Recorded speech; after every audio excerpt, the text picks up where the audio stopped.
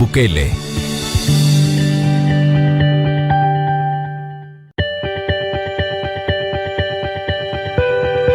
Transmite el Gobierno de El Salvador.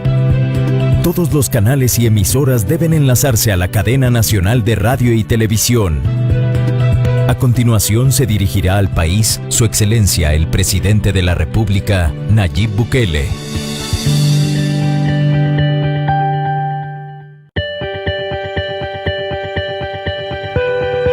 Transmite el Gobierno de El Salvador. Todos los canales y emisoras deben enlazarse a la cadena nacional de radio y televisión. A continuación se dirigirá al país Su Excelencia el Presidente de la República, Nayib Bukele.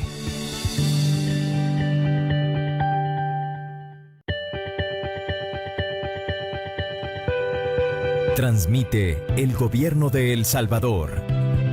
Todos los canales y emisoras deben enlazarse a la cadena nacional de radio y televisión.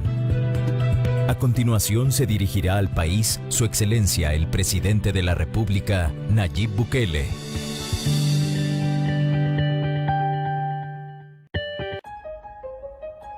Hace un año, hicimos un juramento con el pueblo salvadoreño. Sacar adelante nuestro país que tanto amamos. Hemos trabajado desde el primer día para honrar ese compromiso. Sabíamos que tendríamos obstáculos, bloqueos y que deberíamos cambiar lo malo del sistema. Pero nunca nos imaginamos una pandemia, ni que en el momento de mayor propagación íbamos a enfrentar otra emergencia. Nuestro país, que ya era vulnerable, ahora está en una situación de suma fragilidad. Estamos luchando con dos emergencias totalmente diferentes.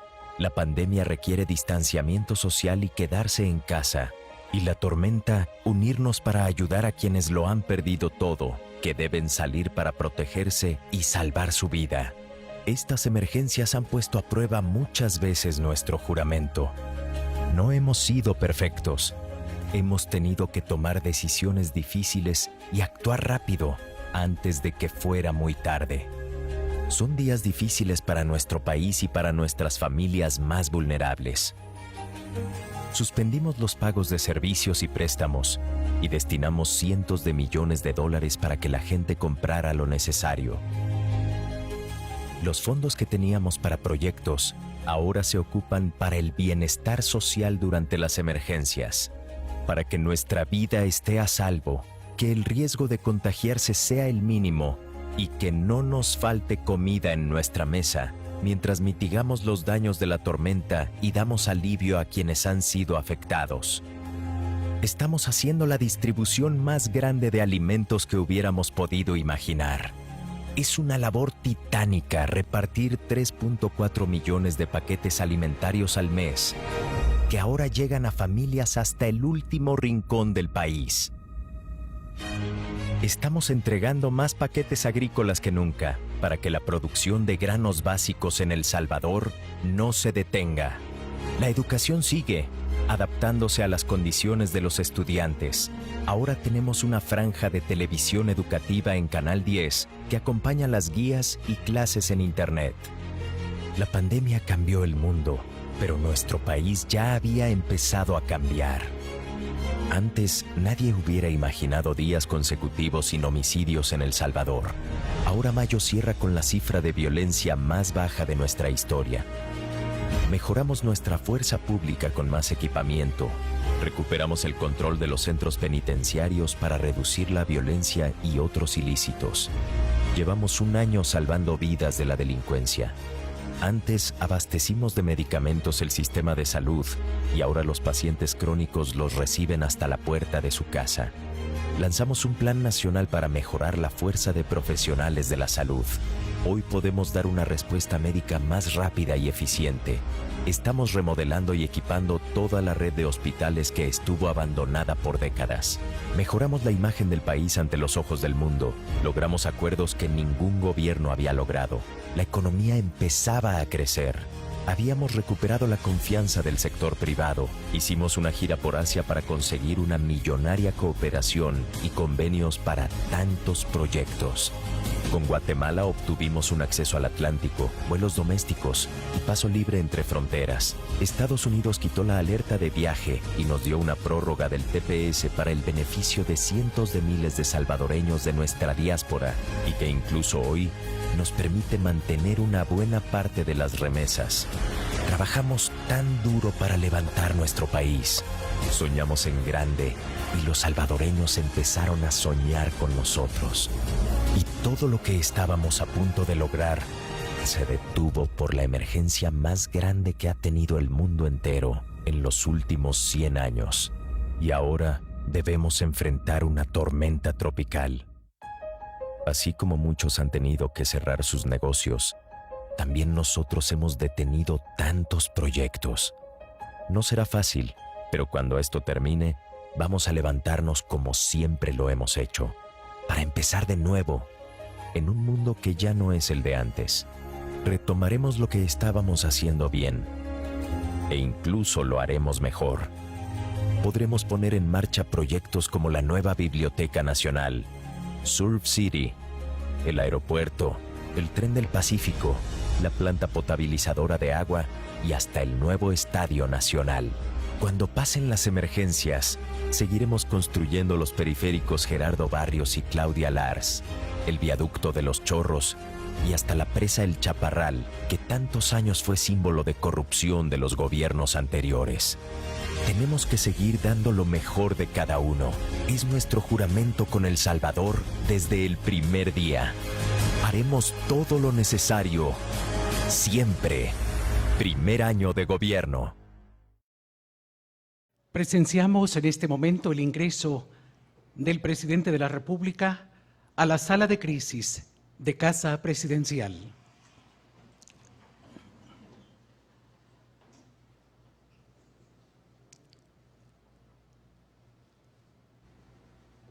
Señoras y señores, el presidente de la República. Pueden sentarse. Gracias. Buenas noches a todo el pueblo salvadoreño. Bienvenidos a esta cadena nacional de radio y televisión.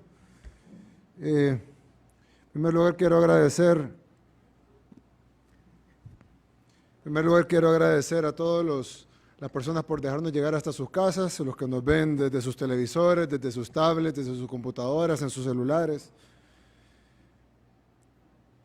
Como todos ustedes saben, estamos viviendo dos emergencias. Una emergencia que lleva prácticamente 3 meses y otra emergencia que lleva aproximadamente una semana. Esta última emergencia ha mostrado la fragilidad de nuestro país, una fragilidad que ya todos conocíamos. Sabíamos que éramos uno de los países más vulnerables de América, pero ha puesto a prueba muchas cosas. En esta cadena nacional queríamos brindar un informe a la población sobre lo que estamos haciendo, lo que vamos a hacer, qué es lo que está sucediendo, qué es lo que viene y buscar a la vez las mejores soluciones para el pueblo salvadoreño. Quiero darle la palabra a varios ministros y funcionarios de nuestro gobierno. En primer lugar, al ministro de Gobernación, ministro Mario Durán. Presidente. Quisiera que nos diera un estatus de la situación, cuántas personas hay afectadas, cuántos albergues, cuántas personas hay en los albergues, cuántas familias tenemos afectadas directamente por las lluvias y más o menos cómo está el estatus de todo eso. Con gusto, presidente. Mire, hasta el momento se contabilizan 27 fallecidos, familias afectadas son 29.968, prácticamente 30.000. Estos números varían alrededor del tiempo. El número de los albergues utilizados hasta este momento son 269, tenemos disponibles 1.000 en todo el territorio nacional. El total de personas albergadas en este momento son 12.154. Perdón, ministro. Sí. Perdón la interrupción. Son 29.000 familias, aproximadamente 30.000, estaríamos hablando más o menos de 100 y pico mil personas afectadas directamente, pero solo hay 12.000 y pico de personas albergadas. Sí, la ¿Qué situación... pasa con el otro 88.000, 90.000 personas que estarían afectadas que no están en los albergues? La situación se presenta de la siguiente manera, presidente. A nivel nacional nosotros hemos encontrado afectaciones mínimas o medianas, ¿verdad? No, muchas de las personas no se albergan y otra de las situaciones que se presentan es que al final encuentran tal vez algún familiar a donde irse a refugiar. Así que nosotros contamos 30.000 personas afectadas prácticamente, 30.000 familias, y de estas solo 12.154 se encuentran registradas dentro de los albergues que están siendo utilizados en este momento. Las afectaciones son de diferentes índoles, así que nosotros igual las contabilizamos porque siempre van a requerir de la ayuda de este gobierno. Ahora, imagino que habrá gente que no quiere ir a los albergues por no querer dejar sus pertenencias. Eso siempre ha pasado. Yo recuerdo cuando era alcalde de San Salvador, muchas veces, incluso en Nuevo Cuscatlán, muchas veces había que albergar gente y muchas veces la gente no quería dejar su casa o sus pertenencias. Sí, así es, presidente. Usted conoce de primera mano la situación que se vive en las alcaldías, que es lo más cercano a la población. Cuando se encontraba en San Salvador, por ejemplo, y esta situación se presenta a nivel nacional también, muchas de las personas no quieren dejar sus casas precisamente por no desalojar, por no dejar sus pertenencias en el lugar. Aún así nosotros como gobierno estamos dando seguridad a todas las personas que se quieran ir a un albergue y por supuesto estamos creando las condiciones óptimas en cada uno de los lugares para que ellos se sientan de la mejor manera. Yo creo que hay algo que tenemos que tener en claro todos. Yo sé que usted lo tiene en claro, pero hay que tenerlo bien claro todos, y es de que la prioridad para este gobierno debe ser la vida humana, no las posesiones materiales. Las posesiones materiales son importantes, siempre lo va a ser, pero nunca, ni por cerca, va a estar a la par de la vida humana. El día de ahora, presidente, hemos temprano por la mañana informado a cada una, ordenado a cada una de las alcaldías de todo el país, a las 262 alcaldías, que se activen en albergaje preventivo. Es una obligación que nosotros hemos hecho, basándonos en la ley de protección civil, y le hemos dado la instrucción a cada uno de los alcaldes que genere ese albergaje preventivo a través también de protección civil municipal. Si el riesgo es moderado o bajo, pudiéramos hacer el albergue preventivo voluntario. Así es. Pero si el riesgo es alto, el albergue debe ser obligatorio. Y nos encontramos en una situación de alta Y vulnerabilidad. entiendo que, no, en algunos casos es inminente el riesgo. Así es. Y la ley nos faculta para albergarlos obligatoriamente. Así es. Probablemente no les va a gustar en el momento, pero lo van a agradecer después. Se han presentado situaciones en esta emergencia nacional, presidente, en que las personas precisamente por no desalojar, por no albergarse de manera anticipada, pues hemos sufrido la pérdida de vidas humanas. Es una situación que se ha presentado y déjeme, si me lo permite, usted hace un año nos dio a todos los ministros que nos encontramos aquí una misión que era estar en el territorio, estar con la gente y sobre todo pues poner por encima de cualquier situación la vida del ser humano, resguardar la salud de toda la población. Y en este caso, pues nosotros así lo hemos hecho, hemos estado ahí, hemos palpado de primera mano y como siempre desde el principio de su gestión y su administración, hemos notado la vulnerabilidad en la que nos encontramos, esa situación que hemos vivido a través de tanto tiempo, el abandono y la marginación de todos estos sectores vulnerables, presidente. Tenemos mucho trabajo por delante, igual nosotros estamos empeñados al 100% en esta labor. Gracias. Comisionada, los albergues requerirán recursos, alimentación, frazadas, medicamentos, movilización. ¿Cómo está la situación de los recursos para los albergues? Sí, presidente, atendiendo sus indicaciones ante la tormenta, fueron transferidos inmediatamente 2 millones a la cuenta de FOPROMID y vamos a completar hasta 5 millones. Este recurso está destinado a la más estricta emergencia y salvaguardo de la vida, es decir, las evacuaciones, la habilitación de albergues, la alimentación, la atención sanitaria, el abrigo. Son más de 12.000 personas y entre estas 12.000 personas hay niños, hay mujeres embarazadas, personas de la tercera edad, discapacitados, a las cuales estamos atendiendo lo mejor posible. Nuestras escuelas en su mayoría son albergues y estamos coordinando con la mayor cantidad de los alcaldes y porque no tenemos ninguna barrera ni ideológica ni política en el momento de atender a la población.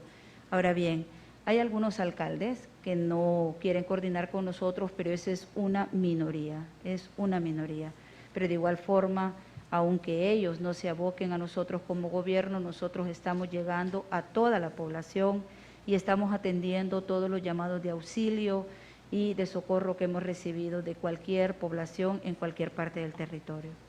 Entiendo que por lo que conversamos que teníamos más de 1000 albergues disponibles identificados. Así es, presidente. Pero hasta ahorita solo hemos necesitado utilizar ¿cuántos? Hasta ahorita tenemos 269. 269 ya están utilizando. Sí, ya están utilizados. Una pregunta, ministro de Salud, ministro Alaví, perdón, por las mascarillas me cuesta, ministro Alaví. Los albergues es como una casa, como un hogar, digamos, en donde si un miembro está contagiado de COVID, es muy probable que el resto de miembros del hogar también se contagien de COVID. En el caso del albergue yo entiendo que tenemos lo urgente, que es albergarlos, porque si no pudieran ser llevados por una correntada o caerse en la casa o el talud encima, es lo urgente, pero luego está lo importante, que es que no se contagien de COVID y no tener la muerte hoy, sino dentro de 15 días o dentro de 10 días. ¿Qué estamos haciendo para evitar los contagios de COVID en los albergues? Así es, presidente. En el caso de los albergues, se están tomando todas las medidas por parte del personal de salud. Tenemos todo el primer nivel de atención involucrado de lleno en los diferentes albergues, garantizando que se cumplan las diferentes rutas, que se cumplan el distanciamiento social, que se implementen todos los métodos de barrera, mascarillas, se administre alcohol gel y se brinde sobre todo la atención médica ante la emergencia que está generando esta tormenta Amanda y esta otra emergencia. Entonces el personal de salud está de lleno en los diferentes albergues para garantizar que a pesar de que existe un convivio se puedan cumplir todas las medidas que de alguna manera limitan la transmisión de persona a persona. Estar en el hogar no significa que se puede llegar a transmitir la enfermedad. Se deben de cumplir medidas y si el personal de salud está de lleno, si el personal de salud está dando la recomendación, estas medidas se logran cumplir. Hay un tema que pudiera servir y es el hecho de que, como normalmente se albergan grupos familiares, evidentemente tiene que haber un distanciamiento social extremo, digamos, entre un grupo familiar y el otro. Pero entre grupo familiar, entre el mismo grupo familiar, obviamente el distanciamiento social no es tan relevante como con el otro grupo familiar. Y entonces en los albergues pudiéramos separarlos por grupos familiares, aunque probablemente eso requeriría abrir más albergues y pudiera costar un poquito más dinero, comisionada, pero creo que para garantizar que no haya, por resolver lo urgente, no vayamos a permitir que se nos desborde lo importante. Sí, nosotros desde el primer momento trabajamos con salud y hemos aplicado en cada uno de los albergues ese protocolo de distanciamiento, el uso de la mascarilla. De hecho, entre los implementos que estamos llevando, estamos procurando dotarles de mascarillas, de lo que necesiten, pues, para tener esa distancia. Por eso es que tuvimos que abrir más escuelas, tuvimos que habilitar y estamos identificando más espacios, porque no es una emergencia igual como las que ya hemos vivido, es una emergencia en el marco del COVID. Y nosotros, incluso para llevarlas, todo lo que le llevamos, toda la atención que le damos, estamos exigiendo y le estamos pidiendo permanentemente también a las comisiones de protección civil municipales que nos ayuden a garantizar el distanciamiento y las medidas de protección. De hecho son 3 emergencias, porque está el COVID, está la tormenta tropical Amanda y ahorita estamos bajo los efectos de la tormenta tropical Cristóbal. Así es, así es. El ministro de Medio Ambiente, Fernando López. Ministro, yo ayer conversé con usted me decía que hoy iban a reanudarse las lluvias. Yo estuve despierto hasta las más o menos 2 o 3 de la mañana, no había caído una gota de agua, por lo menos donde yo resido, no cayó una gota de agua. Yo me puse un poco contento porque pensé que se habían equivocado con el pronóstico. Ya en la mañana ya era un diluvio lo que estaba cayendo y pues todos sabemos lo que está enfrentando nuestro país. Sabemos que los pronósticos de de lluvias pues varían, son dinámicos, cambian de minuto a minuto, pero ¿cuál es el pronóstico que tenemos para las siguientes horas y para los siguientes días? Esperamos que baje, ya se terminó, va a seguir lloviendo, ¿cuándo termina? Bueno, señor presidente, primero recordar que vamos en el día 7 de esta tormenta. En estos días han caído, pues, en algunos puntos de nuestro país, casi el 40% del promedio anual. Para poner esto en perspectiva, tenemos estaciones en las cuales tenemos registro de 800 milímetros, aunque el promedio nacional anda alrededor de los 500. Esto, para poner un ejemplo, es equivalente a que en todo el territorio nacional caiga una capa de aproximadamente 50 centímetros de agua. Eso es en todo el territorio. Obviamente hay lugares en los que ha llovido más y lugares en los que las precipitaciones han sido menores. En el tema del pronóstico, como usted bien lo mencionó, pues son modelos que predicen que la lluvia caerá en ciertos puntos con cierta intensidad, y en este caso pues estamos haciendo el pronóstico para 2 días en el cual se comportará el sistema al igual que este día. En algunos momentos del día puede cesar la lluvia, sin embargo estamos todavía bajo la influencia de la tormenta tropical Cristóbal, que nos está al final trayendo toda esta humedad del mar. Esperamos que para el día sábado ya podamos tener un pronóstico un poco más alentador al final del día, y ya para día domingo pues podemos esperar una relativa normalidad. De nuevo, lo que siempre decimos, hacemos el llamado a la población para que por favor esté atenta al pronóstico del Ministerio de Medio Ambiente, para que atiendan las recomendaciones de Protección Civil, señor presidente, y también, como yo le mencionaba, la lluvia va a ir disminuyendo, pero esto no significa que el riesgo disminuya, porque los suelos tienen 7 días de estarse cargando de agua y por lo tanto pues la condición de vulnerabilidad siempre se mantiene, señor presidente. Ministro, le escuché bien cuando me dijo que en 7 días ha caído el equivalente al 40% del agua que cae en un año. Eso es en algunos puntos, señor presidente, sí, correcto. Son 800 milímetros, casi 900 a esta hora registrados en nuestra estación de Conchagua, en la Unión, en la zona del Golfo de Fonseca, que ha sido una de las más afectadas que hemos tenido, señor presidente. Bien, gracias, ministro. Ministro de la Defensa.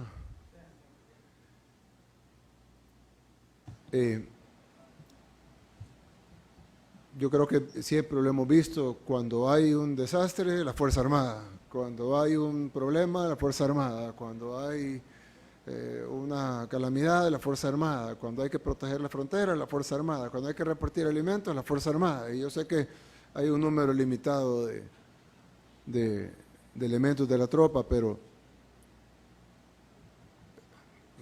y cada vez que le pido otra cosa, pues me imagino que ustedes dirán, bueno, ¿de dónde saco más gente? Repartan alimentos, control territorial, cuiden las fronteras, mantengan el control de la cuarentena. Y ahora, las 2 tormentas, pero es la organización más estructurada que tiene el Estado, con el apoyo de Protección Civil, del Ministerio de Gobernación. Es importante que ahorita, en donde la prioridad debe ser salvar las vidas humanas, y yo lo he visto a usted incluso personalmente cargando a la gente en lancha, etcétera, y eso es muy bueno, porque no solo por el trabajo que usted individualmente como persona puede hacer, sino que eso le demuestra a la tropa de que su ministro está ahí con ellos. Pero necesitamos que se redoblen esfuerzos para que no, bueno, para 2 cosas. Primero, para que no fallezca más gente. Ya tenemos, me informaba el ministro, 27 fallecidos, ¿es correcto? Más 10 desaparecidos. Es correcto, presidente. Hay que encontrar estos desaparecidos, primero Dios vivos, si Dios lo permite. De todos modos hay que encontrarlos. Y hay que tratar de evitar al máximo las muertes. Y para eso necesitamos que Protección Civil y que la Fuerza Armada y bomberos también, que están en el mismo Ministerio de Gobernación. Así es, presidente. hagan todo lo posible para movilizar a la gente. Bueno, la policía también, la Policía Nacional, sí, hagan todo lo necesario para movilizar a la gente a los albergues, para rescatar a la gente y que no se le lleve las correntadas, para que encontrar a la gente que está soterrada. Entiendo que siguen en la búsqueda de 10 personas, 7 de las cuales son una sola familia. Sí, continuamos a esta hora, en labores de búsqueda y rescate, señor presidente. Tenemos indicios, ahorita hemos introducido cámaras también en la zona de Santo Tomás y esperamos tener resultados pronto, presidente.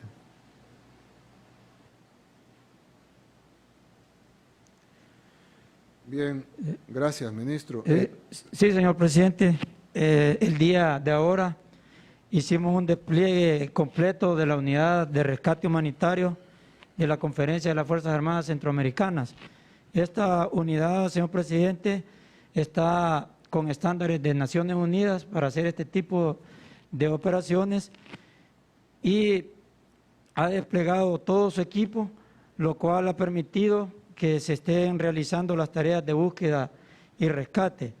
De hecho, este día hubo una buena noticia porque nos da esperanza de poder encontrar pronto a estas personas, señor presidente, y es que estamos realizando las tareas tanto en la parte baja, en la carretera, que es donde cayó todo el lodo que se lavó, y también en la parte alta, que son los lugares donde están las dos casas que quedaron soterradas.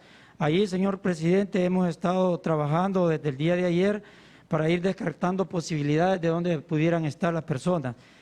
Y como le digo, a este día se encontró una mascota de la familia y un pariente de ellos manifiesta que que pertenecía a una hija de la familia.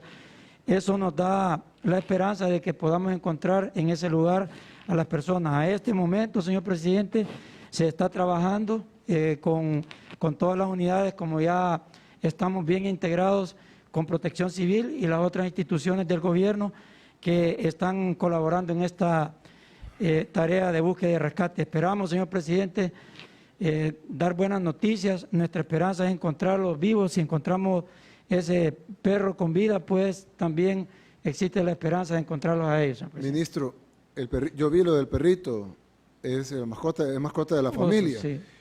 Sí. Yo no soy, obviamente no soy experto en rescates, no tengo la experiencia que tienen ustedes, pero no será posible, no sé en qué estado esté. Yo entiendo que el perrito está con vida y está con buena salud. Sí. No será, por simple sentido común, ¿no será que el perrito puede ayudar a buscar a los dueños? Normalmente los perros reconocen el olor de su... Eso ayer, señor presidente, cuando entramos, lo primero que logramos entrar a la zona, encontramos otro perro y también fue rescatado en el momento. Eso mismo tratamos de dejarlo en el lugar para ver si se quedaba, pero estaba como asustado y salió, señor presidente. Pero en esa parte conjunta que estamos trabajando, la Policía Nacional Civil desplegó su equipo de caninos, que son especialistas en esto. Y gracias a esa detección que hizo uno de los caninos de la Policía Nacional Civil, es que nos concentramos en una vivienda que es donde encontramos ese perro y que todavía marca positivo. La situación, señor presidente, ha sido que las condiciones en la parte alta son bastante adversas para que el perro pueda trabajar porque la profundidad del lodo es bastante considerable. Entiendo. Entonces, pero ya hay una parte donde él marcó y esperamos que este día y ya mañana podamos llevarlo a otro sector que también el perro estaba tratando de buscar hacia ese lado. Así es que con la ayuda de los caninos de la Policía Nacional Civil se están focalizando los puntos donde podrían encontrarse, señor presidente. Y tal vez, señor presidente, respecto a los rescates que hemos estado haciendo, por primera vez que en una situación como la que se nos ha presentado, se ha empleado unas unidades, unos botes Zodiac, que son los que la Fuerza Armada ocupa para hacer desembarcos en una ciudad.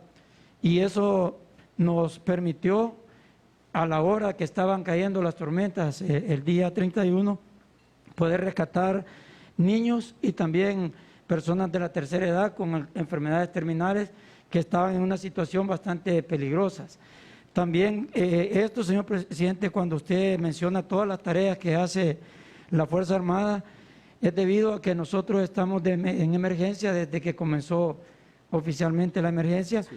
Nuestro personal ha salido con 48 horas, pero la satisfacción es que están con la moral en alta y eso es lo que nos permite estar trabajando en diferentes actividades.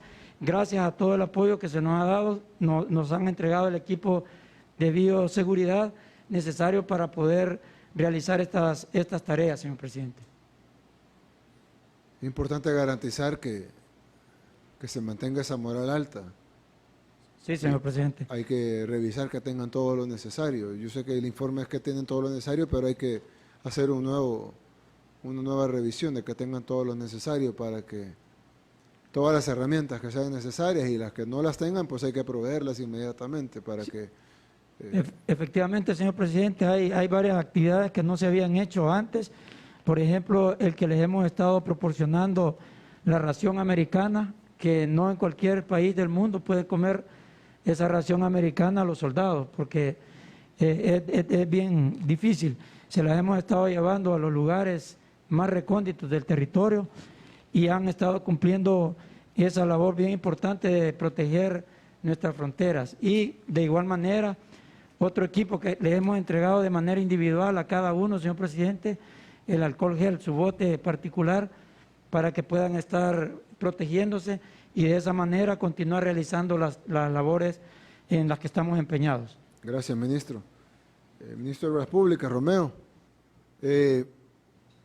vamos a necesitar un inventario de toda la infraestructura dañada. Hemos visto cómo se han caído puentes, calles, muros de contención, viviendas, aunque ahí es la ministra de Vivienda, pero viviendas, todo tipo. Hay incluso municipios que han quedado desconectados de otros municipios porque se ha caído entero el paso, a veces 4 carriles y los 4 carriles están cortados. Y me imagino, bueno, esas son las calles tal vez que son más fáciles de ver, pero me imagino que dentro de las colonias, barrios, comunidades, cantones, caseríos, el daño de infraestructura debe ser monumental. Necesitamos un inventario rápido. Obviamente, mucho de ese se va a poder hacer hasta que pasen las lluvias, pero si el ministro de Medio Ambiente dice que ya el domingo probablemente, primero Dios, vamos a poder empezar a hacer ese inventario y saber un estimado de cuánto vamos a tener que invertir para recuperar toda la infraestructura dañada, de que nuestro país pueda regresar a como estaba antes y mejor de como estaba antes, porque evidentemente si esas calles se cayeron como harina, porque les cayó una lluvia, es porque probablemente los que hicieron las calles se robaron el dinero de la calle, porque no es posible que una calle aparentemente moderna de 4 carriles y de repente venga una lluvia, aunque haya sido una lluvia fuerte, no fue un terremoto grado 9, como para que se desmoronara como que fuera harina. Entonces, lo más probable es que si necesitaban 2.000 varillas de hierro, compraron 300 y se robaron las otras 1.700. Entonces tenemos que hacer un inventario de cuánto fue lo dañado, pero cuánto va a costar hacerlo bien y no hacerlo de nuevo para que se vuelva a caer como harina, como se cayó en esta ocasión. Sí, presidente. Nosotros, de hecho, desde el Ministerio de Obras Públicas estamos coordinando la Comisión Técnica de Infraestructura y Servicios Básicos. Ahí integramos diferentes carteras de Estado, ahí está el Ministerio de Vivienda, el Ministerio de la Defensa, entre otras carteras, ANDA también, para poder identificar las diferentes infraestructuras que tenemos dañadas. Ahorita, por ejemplo, hemos desplegado a todas nuestras cuadrillas, tanto del Ministerio de Obras Públicas como de Fovial, el Ministerio de la Defensa también nos ha apoyado para poder realizar diferentes intervenciones en carretera. Hemos atendido 716 derrumbes, se han dado cerca de 45 derrumbes en la carretera de Los Chorros, hemos tenido 23 derrumbes en la carretera al Puerto de la Libertad, que de hecho es una carretera nueva y no se deberían de estar dando derrumbes.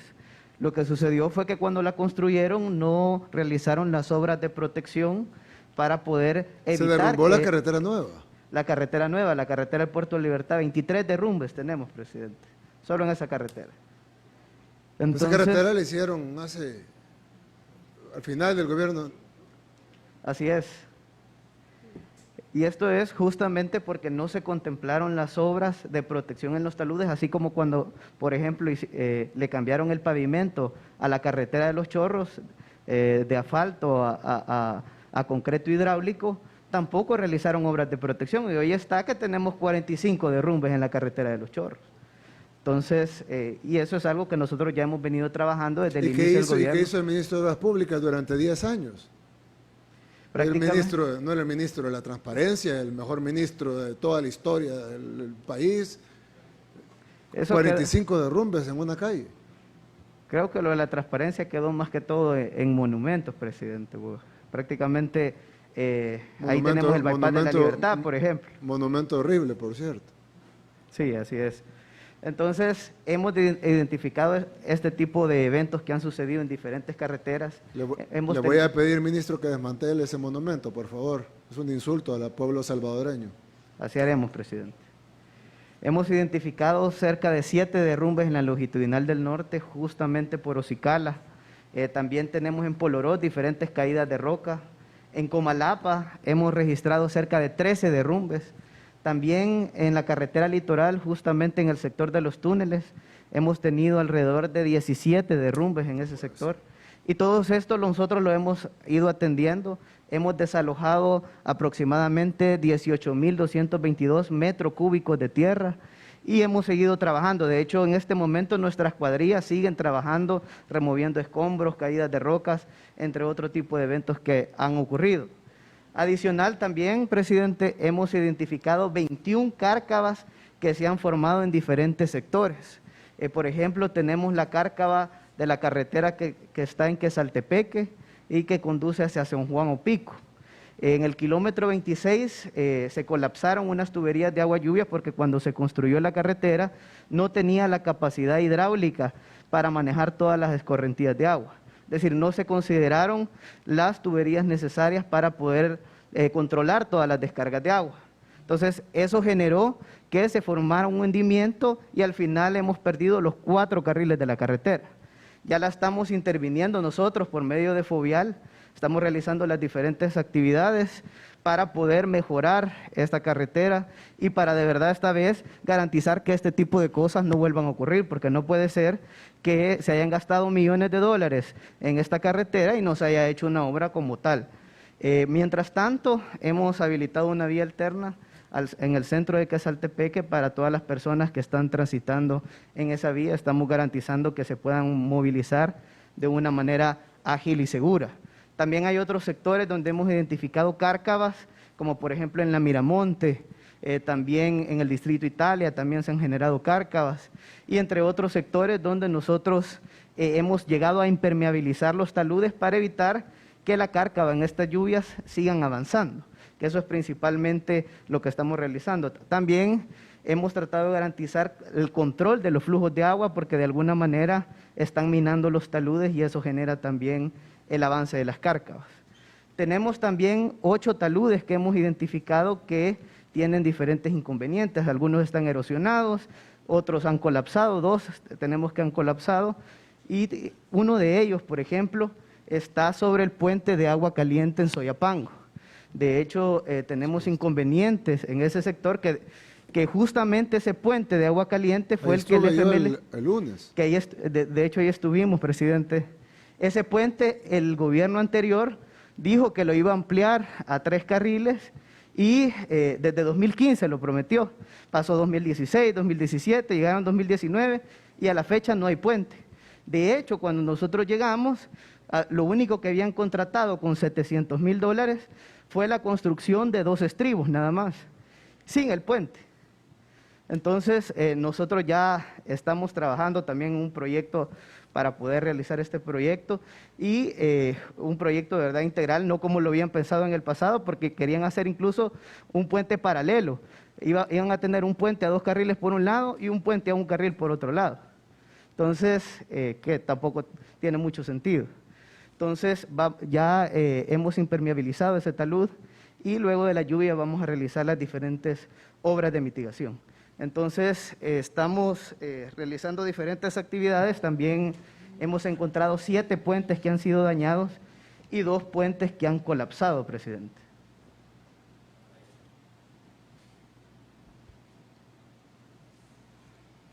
Yo creo que va a tener una labor titánica después de esta lluvia, ministro.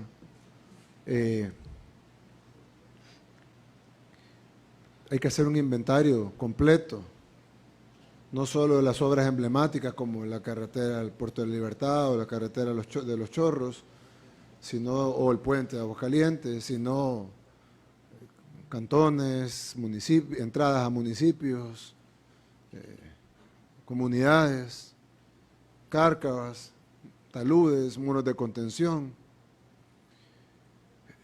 Nuestro pueblo no puede seguir viviendo en esta vulnerabilidad. Yo sé que cayeron, como nos informó el ministro de Medio Ambiente, 800 milímetros, ¿es correcto, ministro?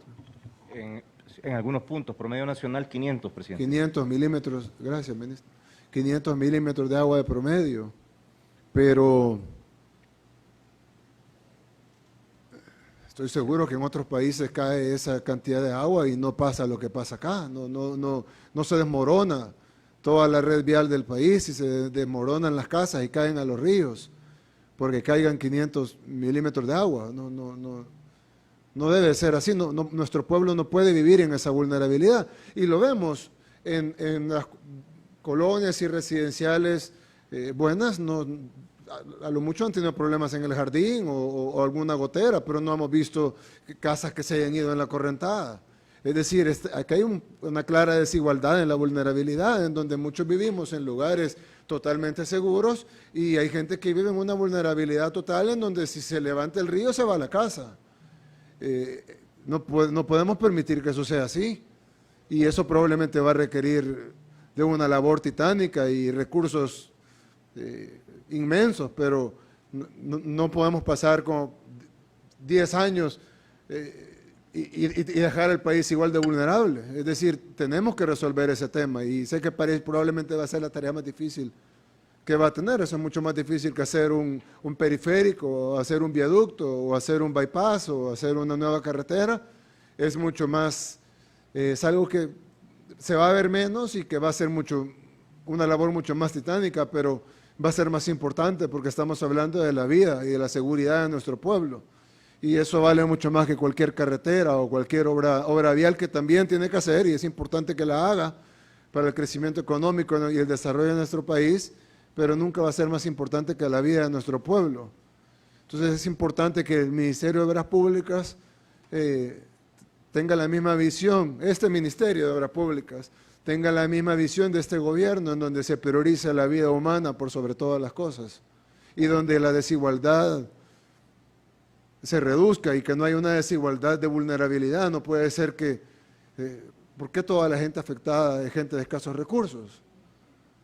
¿Por qué? Si la lluvia ha caído en todo el país, es decir, las nubes no solo están en una zona, evidentemente es porque se han permitido construcciones donde no se debió haber permitido, evidentemente es porque no se han hecho las obras de mitigación en donde se debieron haber hecho, o porque se desviaron las aguas a donde tal vez en gobiernos anteriores importaba menos, pero para nosotros no, toda vida humana vale lo mismo. Entonces, en ese gran inventario que haga de los daños estructurales que tenemos como país, tenemos que hacer un estudio de esa desigualdad de vulnerabilidad y tenemos que resolverlo, porque no podemos dejarle de herencia al país la misma desigualdad y la misma vulnerabilidad en la que estamos ahora. Así haremos, presidente. Gracias, ministro. Ministra Michelle, ¿cuántas viviendas están dañadas? Yo he visto al principio en la primera conferencia de prensa que tuvimos en la Comunidad Nueva Israel, hablábamos de 200, 300 viviendas, luego hablábamos de 500, luego hablábamos de 1000, luego hablábamos de 2000. Creo que el número ya se nos fue ya muy para arriba. ¿Cuántas viviendas están dañadas? Sí, señor presidente, buenas noches. Fíjese que lo que nosotros estamos haciendo es que luego de que nos reportan una comunidad, como cuando fuimos con usted a las 2 comunidades que hemos ido, el ejemplo de la Nueva Israel, al principio teníamos 50 viviendas destruidas completamente, llegamos al número de 59 viviendas totalmente destruidas, 73 con daños menores, otras con riesgo inhabitable 163, con daños de reparaciones de techos, paredes y que siempre sobre zonas de riesgo, otras 54. Entonces, este censo lo estamos sacando al día siguiente que nos reportan una comunidad. En el caso de la Nuevo Israel, estamos seguros que son 231 familias que debemos reasentar, porque tienen daños grandes y que si siguen viviendo ahí van a volver a estar en esas condiciones. Lo mismo en la comunidad de Aguascalientes que fuimos a visitar con usted, la familia Zamora que estuvimos con ellos, ya se les visitó, ya se les está dando las opciones de vivienda. En ese caso, las 65 viviendas son pérdida total. Los desastres se deben a que han sido construidas en el cauce del río Salhuate. No se respetó la distancia para la zona de protección, o sea que aquí no había controles ni ningún plan de urbanización, absolutamente nada. La gente llegaba y también por sus escasos recursos se va a instalar a donde se puede instalar, arriesgando sus vías a la orilla de un río.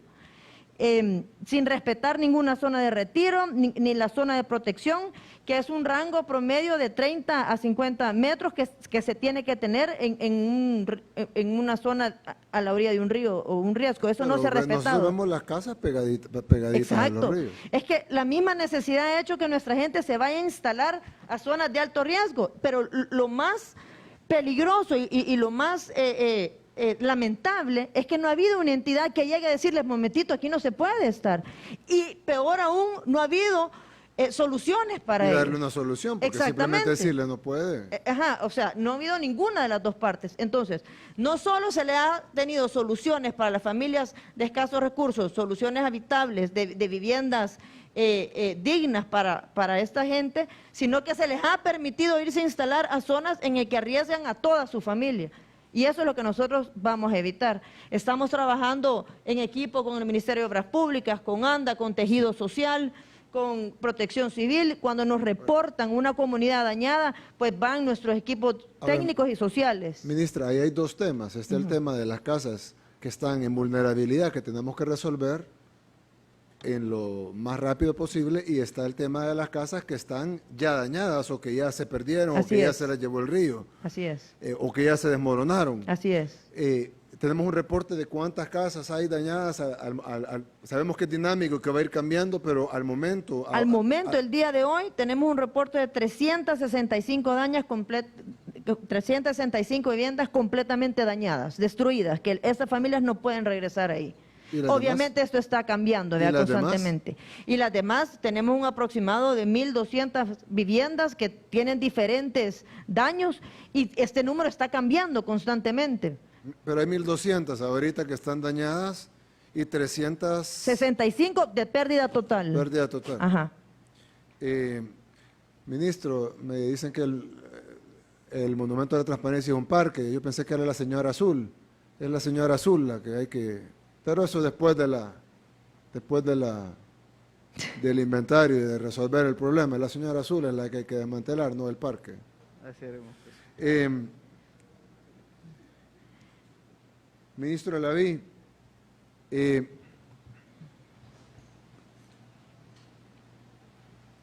hecho que tengamos esta emergencia urgente no nos quita que tenemos la otra emergencia importante, que es el tema del COVID-19.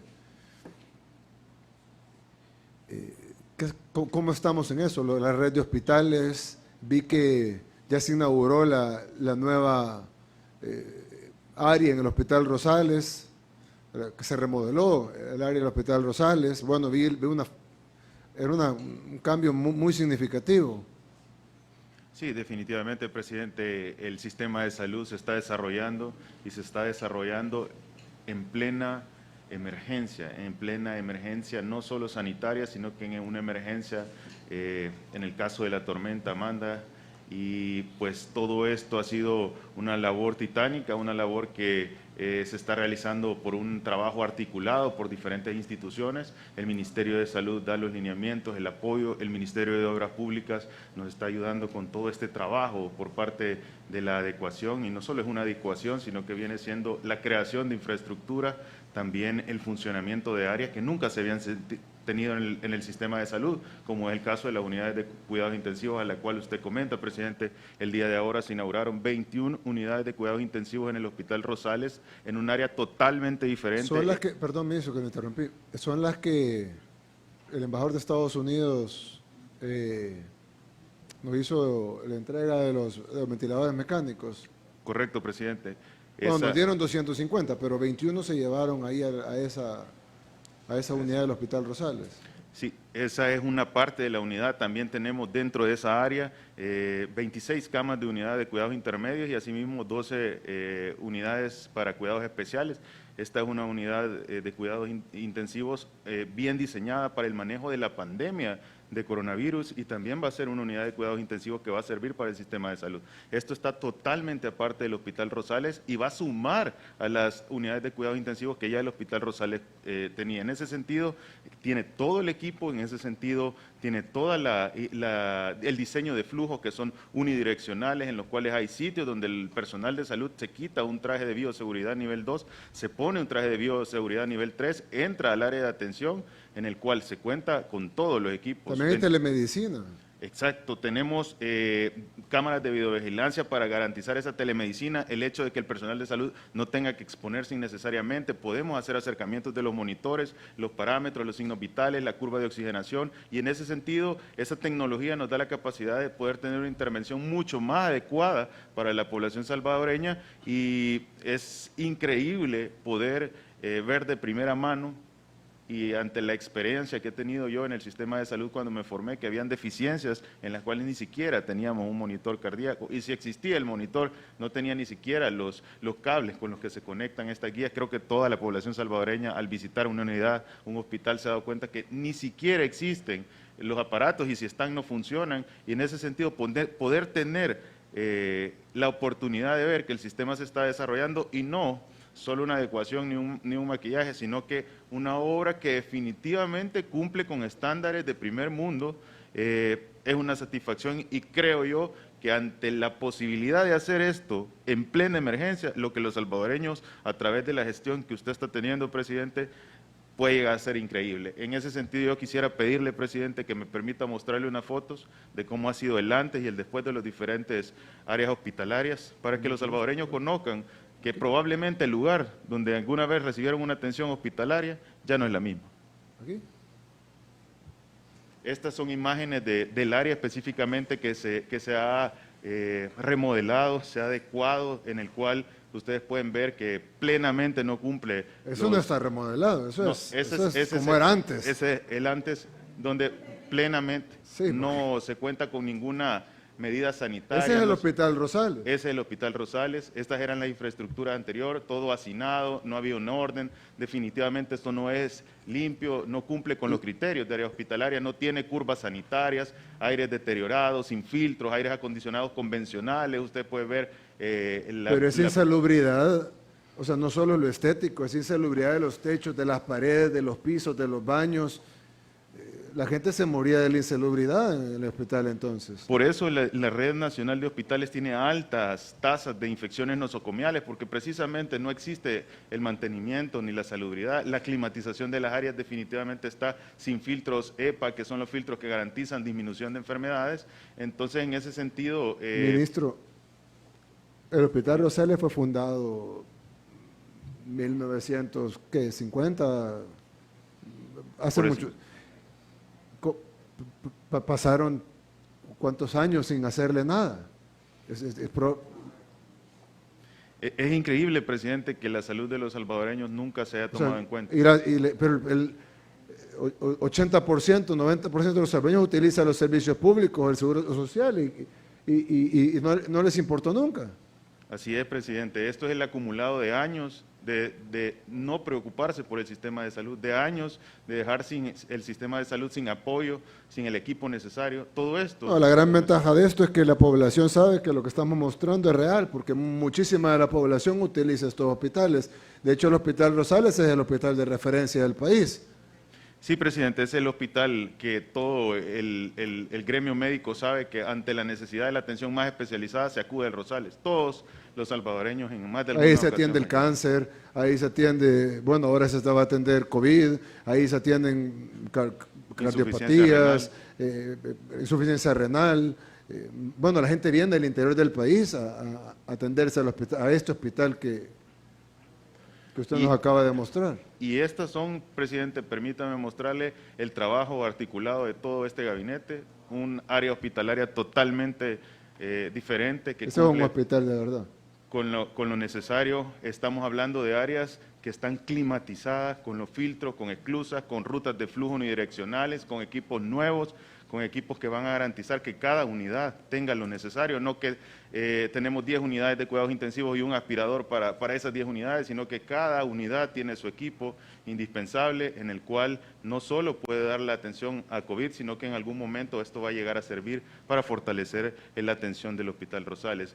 Tenemos también las cámaras de videovigilancia, con lo cual el sistema de salud está dando un paso que nunca se había tenido y con lo cual se va a avanzar mucho con tecnología, sobre todo con el apoyo del trabajo articulado. Estamos de la mano con innovación que nos está apoyando para hacer realidad todo este sueño que el sistema de salud tiene, llegar a unificarnos y llegar a organizarnos con el expediente de alguna manera electrónico y poder brindar la atención en salud de primer nivel.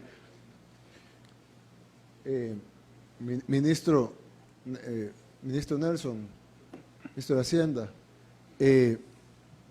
nosotros, junto con el ministro de Alaví y con el ministro Romeo Herrera de Obras Públicas, tenemos un plan que se ha estado haciendo, comisionada, para dejar un legado de que todos los hospitales del país, todos queden así como acabamos de ver el Hospital Rosales, esa parte del Hospital Rosales.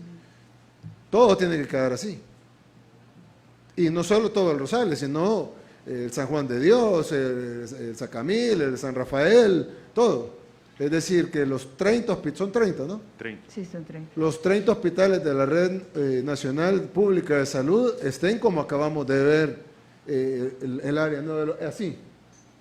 Y eso va a requerir recursos.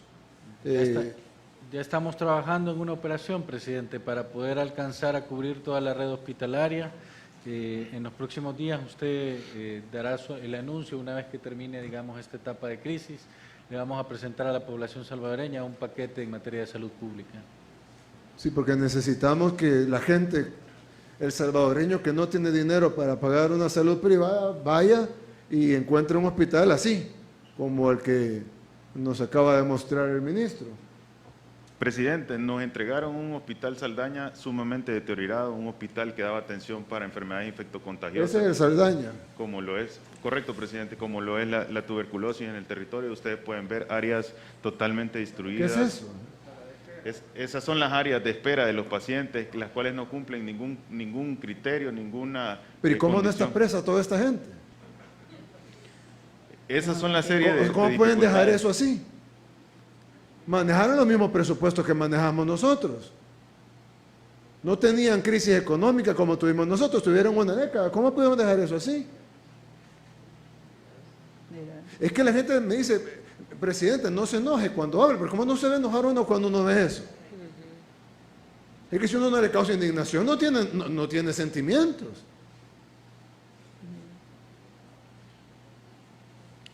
Totalmente deteriorado, eso es... Son unos delincuentes, la verdad. Me disculpen, yo sé que no les gusta que les diga, pero es que son unos delincuentes.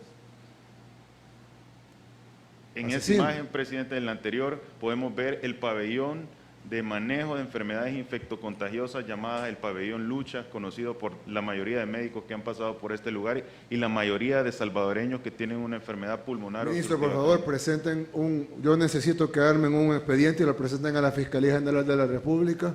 Yo voy a hablar personalmente con el fiscal, eso se tiene que procesar. Esto es un delito a la salud pública, esto es un atentado totalmente a la vida de los salvadoreños. Está bien, presidente, se va a hacer como usted indica. Por favor. Y queremos mostrarles también ya las imágenes de cómo se ha avanzado. Estas son las unidades de emergencia. Sabemos las características del hospital, pues no tenía ni siquiera una calle adecuada. Se está remodelando toda el área y este es el nuevo Hospital Saldaña.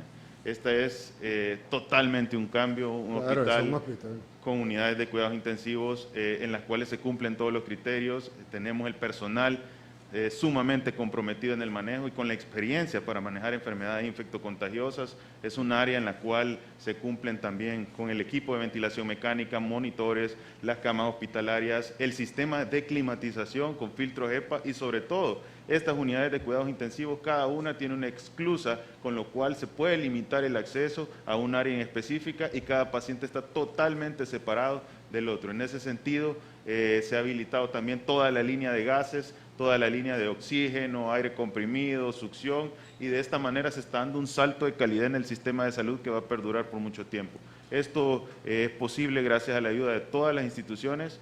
Se siguen implementando tecnologías de punta. ¿Estas cámaras son las cámaras para la telemedicina o son para son videovigilancia normal? Estas específicamente, presidente, son para telemedicina. Con estas cámaras podemos tener la capacidad de llegar a visualizar el monitor y datos precisos, no tienen distorsión. De esta manera nosotros podemos hacer un zoom y podemos visualizar cuáles son los parámetros de frecuencia cardíaca. ¿Y tiene fotografías del área de telemedicina? También en breve podemos ver las imágenes del centro. Este es el centro de monitoreo. Ahí está al pendiente el personal de todos los cambios de parámetros, tanto en los monitores como en los ventiladores mecánicos de cada una de las unidades. Y no solo las unidades, sino que los pasillos, para garantizar que se dé una atención de primer nivel. El personal está totalmente comprometido porque hoy tiene las herramientas para poder luchar, las herramientas para poder sacar los pacientes y esa alegría de que trabajando juntos con las herramientas necesarias y con el apoyo para el suministro de todos los medicamentos, se puede dar una atención, hoy por primera vez se puede dar una atención de calidad para la población salvadoreña en salud. También este es el centro oftalmológico que en algún momento pues era una área totalmente descuidada en el Hospital Sacamil, donde se había prácticamente limitado, eran bodegas en las cuales no se contaba con la más mínima... ¿Y los ministros de salud y ministras de salud que estuvieron anteriormente nunca fueron a los hospitales a ver esto? Me imagino, presidente, que tuvieron que conocer de esto, el sistema de salud definitivamente... Y cuando miraban esto, ¿qué decían? ¿Lo veían bien? ¿Lo veían normal? Cuando llegaban y veían esto, ¿se iban a su casa, a su oficina? ¿Lo miraban? Esto demuestra que nunca ha existido un interés por el sistema de salud y creo que es bien importante el poder... esta fotografía es nuestra, digamos. Esta fotografía es ya una de las áreas que se están trabajando, cómo ha venido el cambio. Esta es el área real, esto era el Hospital Sacamil, no hace mucho tiempo. Estas son bodegas en las cuales se tenía chatarra, se tenía papeles, se tenía simplemente en una condición sumamente insalubre, los techos descuidados. Vaya, pero la bodega, digamos que uno pudiera decir, es un área que no estaba abierta al público, tal vez la tenían ahí tirada, pero el área anterior, la fotografía anterior, veíamos enfermeras caminando, veíamos gente sentada esperando, es decir, estamos hablando de eso es una zona de atención al cliente, ahí está, atención de donantes, o sea, la gente va a donar sangre y lo atendían ahí. Correcto, ese es el pasillo central del hospital, esa es una de las áreas de banco de sangre, el laboratorio central del hospital, y definitivamente eso hay evidencia de una desatención en el sistema de salud. Tenemos un pueblo noble, Sí. aguantador, la verdad. Estas son las nuevas áreas, el centro oftalmológico totalmente rediseñado, totalmente acoplado, con equipos y con personal que está brindando una atención directa y no solo a cirugías de mediana complejidad, sino que a cirugías sumamente grandes, a cirugías que el sistema de salud no estaba acostumbrado a realizar. Esto es un trabajo de cómo se ha venido realizando las diferentes intervenciones con el aporte técnico y también con el aporte de equipo y con el aporte de las diferentes instituciones, y hoy por hoy el Hospital Sacamil está dando toda la atención que en algún momento pues no se realizó. Estas son más imágenes en las cuales se ve la deficiencia en el sistema. Esta parte es el área de quirófanos que estaba descuidado, se tuvo que botar prácticamente porque contaba con azulejos que no cumplen las condiciones sanitarias de un área hospitalaria. Pero ahí ya está, digamos, ya está devastada por nosotros. Sí, eso ya se está trabajando definitivamente. Era azulejo, el cual ya médicamente no se recomienda en los diferentes quirófanos porque se acumulan bacterias en los canales del azulejo, y se tuvo que hacer una intervención para remodelar todo el área y utilizar paredes con curvas sanitarias, con pintura epóxica para disminuir la cantidad de bacterias. Sabemos que las cirugías son algo complejo, son algo en lo cual debe evitarse en la manera de lo posible las infecciones del sitio operatorio, y para poder cumplir con eso necesitamos áreas adecuadas. Eso que está ahí es como estaba antes. Es correcto.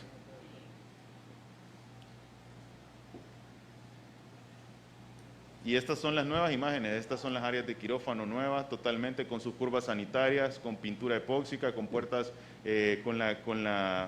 puertas metálicas de acero inoxidable algunas. Estas son las que están al exterior y las que están directamente.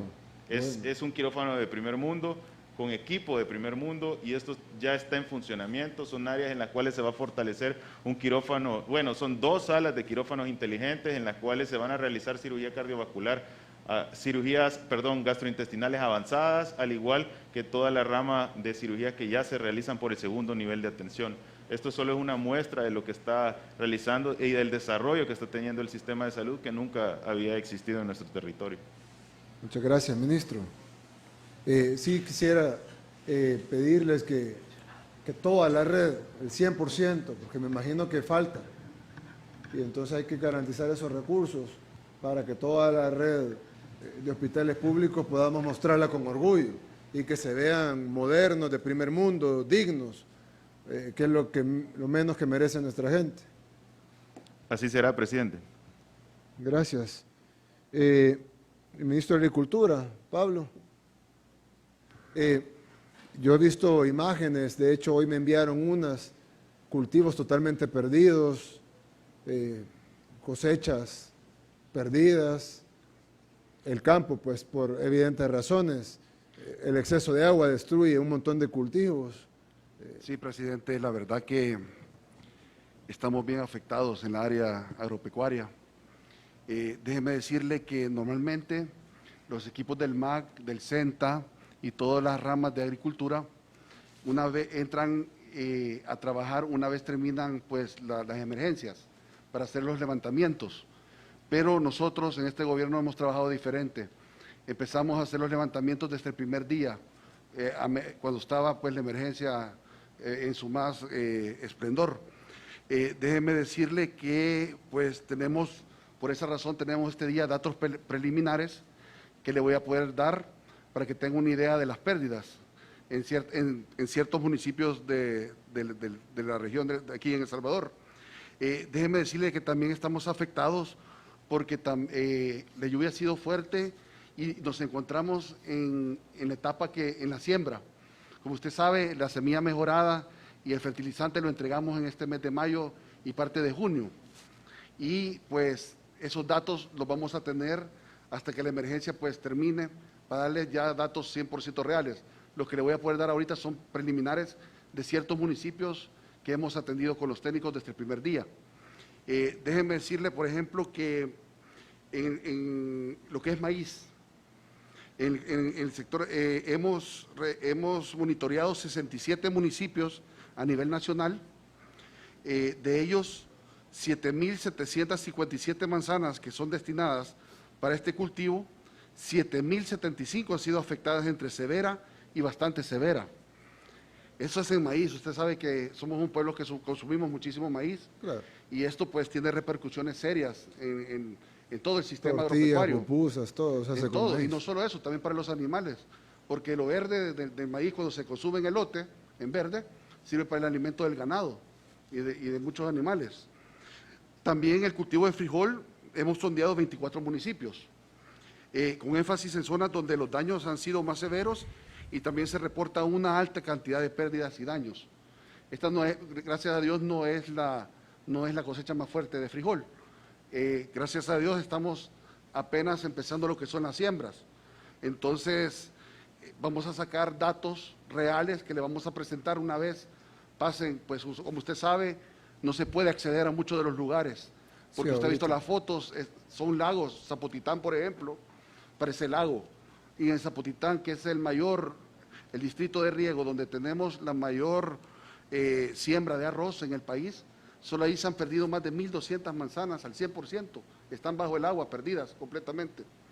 Entonces, sí tenemos afectaciones graves. En el ganado, por ejemplo, se han muerto más de 100 reses, ¿verdad? Y esto sigue creciendo todos los días porque los reportes siguen entrando de los diferentes municipios que visitamos, de los reportes de los ganaderos. En lo que es el rubro de las aves, hay más de 2.500 aves muertas. En el café, que es tan importante, no ha sido afectado tanto lo que es la producción, pero sí el exceso de humedad. Presidente, vamos a tener que tomar medidas, como hemos hecho todos los años con la roya, ya que el exceso de humedad pues hace que salten los casos de roya en el café. Decirle también que la tormenta, pues al menos más de 176 productores individuales y 2 asociaciones productoras han tenido daños ocasionados por fuertes vientos y deslizamientos de tierra. Yo personalmente fui a Zapotitán hace 2 días, fui a verificar personalmente con las personas que están en el sector 5 y la verdad que estaba inundado completamente. Nos reunimos con los productores, llevamos a personas del Banco de Fomento Agropecuario que nos acompañaron y estuvimos reunidos con todos ellos. Déjenme decirles que ellos solicitaron maquinaria pesada.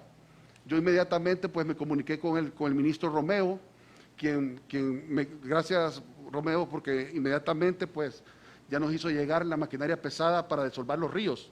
Esta maquinaria va a estar trabajando más de 15 Maquinaria días. del MOP. Sí, del MOP. Lo estamos colaborando porque nosotros tenemos... Así tiene que ser, trabajen Claro. todos de la mano. Claro. No, Interinstitucional, si uno tiene maquinaria y la ocupa el otro, o uno tiene recursos humanos y le ocupa el otro, o recursos financieros incluso.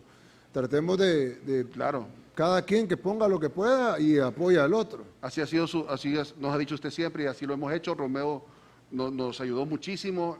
Déjeme decirle que solo con esa máquina pues estamos, más de 1.000 manzanas de cultivos están siendo beneficiadas y más de 5.000 personas, solo con esa maquinaria que mandó Romeo, con una. Y decirle pues que la verdad pues los daños son graves. Esperemos que los reportes, para darle ya un dato preliminar con cifras monetarias y ser más exactos, pues, pero tenemos que esperar que termine las lluvias para hacerlo. Gracias. Vamos a tener que hacer... Yo entiendo que la cosecha algunas ya no se pueden recuperar porque ya pasó la fecha, otras no se afectaron porque todavía no es la fecha, otras sí se pueden recuperar. Caso del maíz, por ejemplo, creo que se puede resembrar. Sí, presidente. Ya que el maíz depende de la época lluviosa y la época lluviosa apenas empieza. Correcto. Pero vamos a tener que hacer un plan de recuperación del agro. Ya teníamos, de hecho, la idea de hacer un plan de reactivación del agro. Correcto. Pero ahora tenemos que pensar en un plan de recuperación del agro y un plan de reactivación del agro a la par. Claro. Porque lo queremos reactivar a como era en sus mejores tiempos, pero primero tenemos que recuperar lo que acabamos de perder en estos 7 días. Acabamos de perder lo poco que teníamos, presidente, porque déjeme decirle que hemos heredado una agroindustria y agricultura con una importación del 75% de la comida la importamos.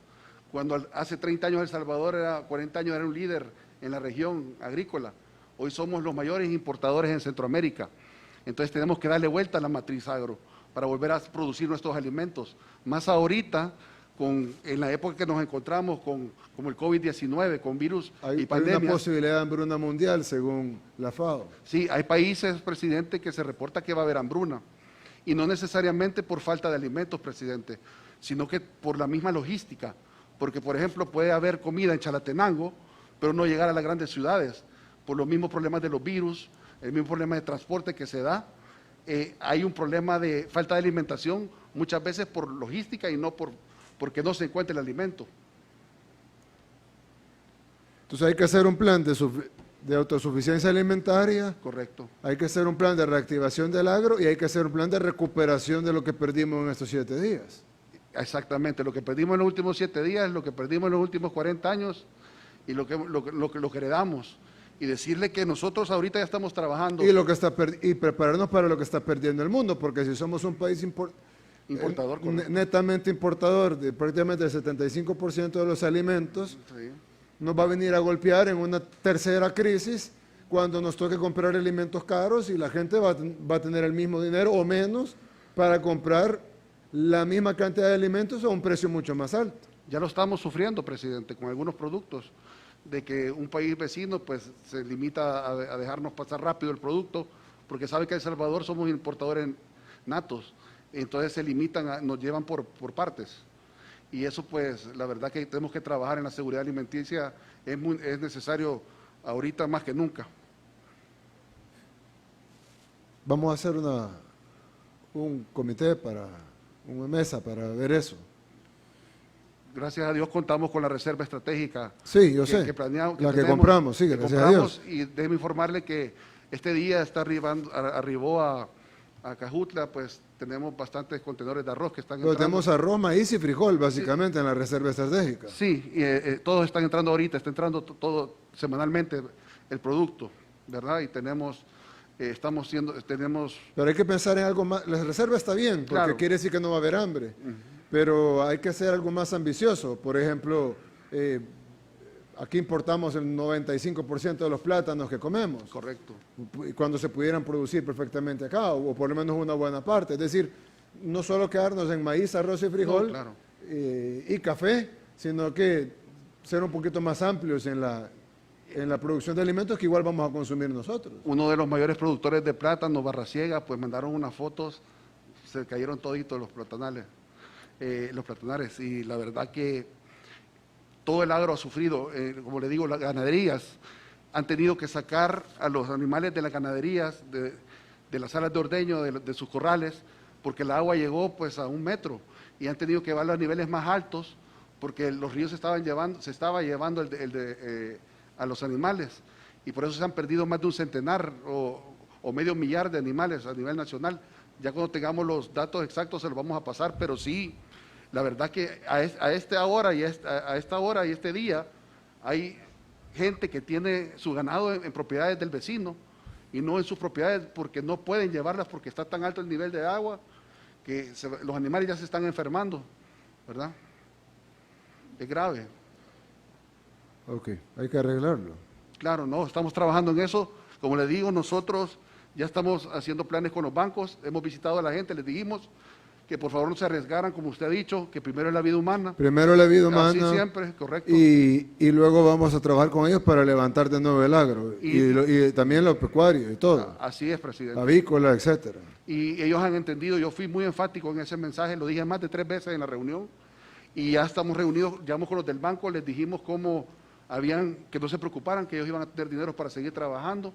Nosotros los vamos a ayudar, por ejemplo, a los también pudiéramos garantizar la compra de su producción en algunos casos. Claro. Para que ellos tengan seguro cómo pagarle al banco, porque si no, solo les vamos a meter en deudas y nunca van a salir. Mientras que si nosotros les garantizamos un proceso de acompañamiento o hasta incluso comprarle el producto, pues ellos ya están garantizados, hasta con garantías, incluso por parte del gobierno. En ese rumbo vamos, presidente, exactamente ese es el rumbo que estamos llevando. Tengo entendido que hoy fue el presidente Van de Sal, Juan Pablo. ¿Dónde está Juan Pablo? Buenas noches. Buenas noches, presidente. Buenas noches. Juan Pablo, tengo entendido que hoy tuviste una reforma que al fin te aprobaron después de muchos meses de estar cabildeando. Correcto. Para que Van de Sal pueda ser un banco de verdad. Sí. Y no simplemente ese banco de adorno, de desarrollo que nunca desarrolló nada, sino un banco que de verdad se encargue de desarrollar el país. Y si estamos hablando ahorita de lo que se ha perdido en el agro, lo que se ha perdido, me imagino, en casi todos los rubros, sumado a la crisis del COVID, que ahí sí están todos los rubros golpeados, probablemente únicamente el farmacéutico y los supermercados no están golpeados, pero de ahí prácticamente todos los rubros están golpeados. Va a haber que hacer un plan de reactivación económica que va a requerir de masivo financiamiento. Sí. De parte de Van de Sal, del Banco de Fomento Agropecuario, del Banco Hipotecario, que son los 3 bancos del Estado, y impulsar la banca privada, subsidios. Entiendo que también está la creación, ministra Hayem, la creación de un fideicomiso. Correcto. para poder prestarle a los sector informal, prestarle a los microempresarios, prestarle a los pequeños empresarios, a los medianos, también a la empresa grande, subsidios para planillas, etcétera. Le voy a dar primero la palabra a la ministra y luego usted, presidente. Efectivamente, presidente. Esta semana llevamos a la Asamblea un anteproyecto de ley para la creación y la regulación de un fideicomiso por $600 millones que pretende apoyar a las empresas por medio de un subsidio a los empleados de hasta un 50% por un periodo máximo de 2 meses. Son 3 fondos dentro de estos 600 millones, ese es uno, pero aparte hay un fondo para el otorgamiento de créditos por $360 millones para las empresas del sector formal y uno de $100 millones para las empresas en el sector informal. Ahí hay que apoyarnos con CONAMIPE en el tema del sector informal. Porque lo tienen censado, saben, los conocen, saben cómo darle seguimiento. El sector formal es más fácil. Parte del sector informal, tal vez CONAMIPE nos... Sí, efectivamente, como usted nos lo ha ordenado, estos son proyectos que vamos a trabajar de manera interinstitucional, nada menos el anteproyecto de ley que llevamos a la Asamblea Legislativa contempla la creación de un consejo de administración en donde participaría CONAMIPE, el Ministerio de Economía, el Ministerio de Hacienda, el Banco Central y representantes del sector empresarial. Gracias. Sí, Juan Pablo, perdón que te quité la palabra, pero no hay problema. Contándonos un poquito de lo del banco. Correcto. Definitivamente, presidente, no dudo que Dios está con usted y con este gobierno y con el pueblo salvadoreño. Esta reforma llega en el momento más oportuno. Bandesal efectivamente no era un banco de desarrollo, era un instrumento que se utilizaba para pasar recursos al resto de la banca subía la cantidad de puntos que ellos querían y al final simplemente le estaba prestando un servicio al resto de la banca, pero sin hacer una verdadera labor de fomento al desarrollo productivo del país. Eso lo identifiqué en la primera semana que llegué, presidente, y rápidamente le informé a usted de que había que buscar la transformación de Bandesal a través de esa reforma de la ley. Yo quiero expresarle el agradecimiento porque hoy, justamente a un año de nuestra gestión, hemos logrado transformar Bandesal. Ahora va a ser un banco, oiga esto, tenemos la capacidad de crecer 1.600 o 1.800 millones en nuestros activos. Eso quiere decir que vamos a poder captar dinero en buenas condiciones y aquí sí le voy a pedir al Ministerio de Relaciones Exteriores que ya nos está ayudando a que nos coordinemos en los esfuerzos principalmente en Europa. ¿Para qué? Para traer fondos en las mejores condiciones que ahora Bandesal va a poder manejar directamente con los micros, pequeños y medianos empresarios. De todas las líneas, vamos a crear líneas especiales, presidente, para el sector ganadero, para el sector cañicultor, para el mismo sector cafetalero, obviamente para todo lo que es la industria, el comercio. Bandesal va a poder canalizar recursos siempre a través del resto de la banca, pero ya no vamos a permitir que se haga a libre albedrío, porque eso no tiene ningún sentido. Le pongo un ejemplo. Tenemos 20 millones en eficiencia energética, Bandesal va a poner 20 más, pero nos va a apoyar aquel banco que acepte dar una tasa no mayor al 6.25. Y el que no acepte, pues simplemente no va a trabajar con nosotros, porque no puede ser posible que nosotros captemos barato el dinero y le llegue al empresario carísimo. Esto va a venir a potenciar y a poder resolverle una gran demanda que va a haber post-crisis. Estamos hablando de que Bandesal se prepara para gestionar por lo menos 300 millones en los próximos 3 meses, además de lo que vamos a manejar por el fideicomiso de la recuperación económica. Estamos poniendo a disposición 100 millones en garantías parciales para créditos productivos, presidente. Esto va a permitir que los pequeños y los medianos que no tienen suficiente garantía, Bandesal les va a poner la mitad de la garantía de sus créditos para facilitarles que puedan obtener buenos financiamientos. Esto va a generar un círculo virtuoso porque ellos van a poder aumentar volúmenes de producción, contratar más personal, aumentar las exportaciones, generar más tributos para el Estado. Esa cadena virtuosa que es la que necesitamos impactar en lo que es el sistema de la economía nacional. La reforma de hoy lleva otros componentes. Por ejemplo, el banco abre una ventana de responsabilidad social que no tenía. ¿Para apoyar a quién? Para apoyar el arte, la cultura, la salud, la educación y el deporte. de las utilidades que va a tener el banco, un porcentaje se va a utilizar para poder apoyar estos sectores. Vamos a hablar con el Ministerio de Cultura, vamos a hablar, muchísimas veces no hay dónde poder tener algún tipo de respaldo financiero, hoy Bandesal lo va a poder hacer a partir de esta reforma, entre otras cosas. Pero lo más trascendente y lo más importante, por lo que todos los sectores productivos respaldaron, a pesar que había uno que trataba de detenernos, es que entienden que ahora Bandesal sí va a ser un aliado estratégico, vamos a estar respaldando y apoyando. El máximo que vamos a poder financiar, presidente, son 37 millones de dólares. O sea que vamos a poder dar desde $500 hasta el máximo 37. Por unitario. Correcto. Es decir, correcto. un solo crédito. Por grupo económico, correcto.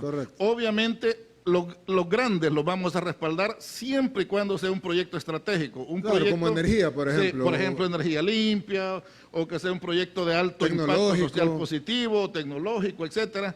Esto va a estar alineado con las políticas del Ministerio de Economía, si esos proyectos son o no son financiables por parte de nuestro banco, porque al fin y al cabo es un banco que tiene que estar alineado con las políticas económicas de nuestro gobierno. Hay mucha gente apostándole al fracaso económico de nuestro país, porque dicen que nuestras medidas sanitarias van a impactar tan duro en nuestra economía que entonces vamos a fracasar económicamente. Yo tengo fe de que van a pasar dos cosas aquí. Sí. La primera es que no vamos a perder ni por cerca el número de vidas que están perdiendo nuestros vecinos. Y no solo nuestros vecinos de Centroamérica, sino además los demás países latinoamericanos. Entiendo que México, por ejemplo, está perdiendo 1000 vidas diarias. No estoy hablando de 1000 contagios, ojo. Sí, 1000 vidas. 1000 vidas. Están teniendo 1000 muertes diarias en México. Yo recuerdo cuando tuvimos una cadena nacional y yo dije que los dos, bueno, primero cuando el epicentro estaba en Europa, yo dije el epicentro va a ser Estados Unidos. Se dijo que éramos alarmistas y luego el epicentro fue Estados Unidos. Cuando ya el epicentro era Estados Unidos, yo dije el epicentro luego va a ser Latinoamérica y se va a dividir en Brasil y México, por no haber tomado medidas y por los tamaños de la población. Se me dijo que era alarmista y que no era así. Ahorita los epicentros son Brasil y México. Ahora muchos países están reabriendo de golpe sus economías y yo estoy seguro, lastimosamente quisiera estar equivocado, pero estoy seguro que el rebrote que van a tener y la nueva ola que van a tener, el nuevo pico que van a tener, los va a forzar a volver a cerrar. Y eso va a tener un costo humano que es el más importante, la vida humana, que es irreemplazable con nada, pero también para los que les gusta enfocarse en la economía, va a tener un impacto fuerte en la economía, porque si cerrar una vez golpea, ya me imagino cerrar dos veces. Porque también golpea no solo económicamente, sino que golpea en la lógica y en la psicología de cualquier inversionista. Invierto, me cierran, espero, me abren y luego me vuelven a cerrar.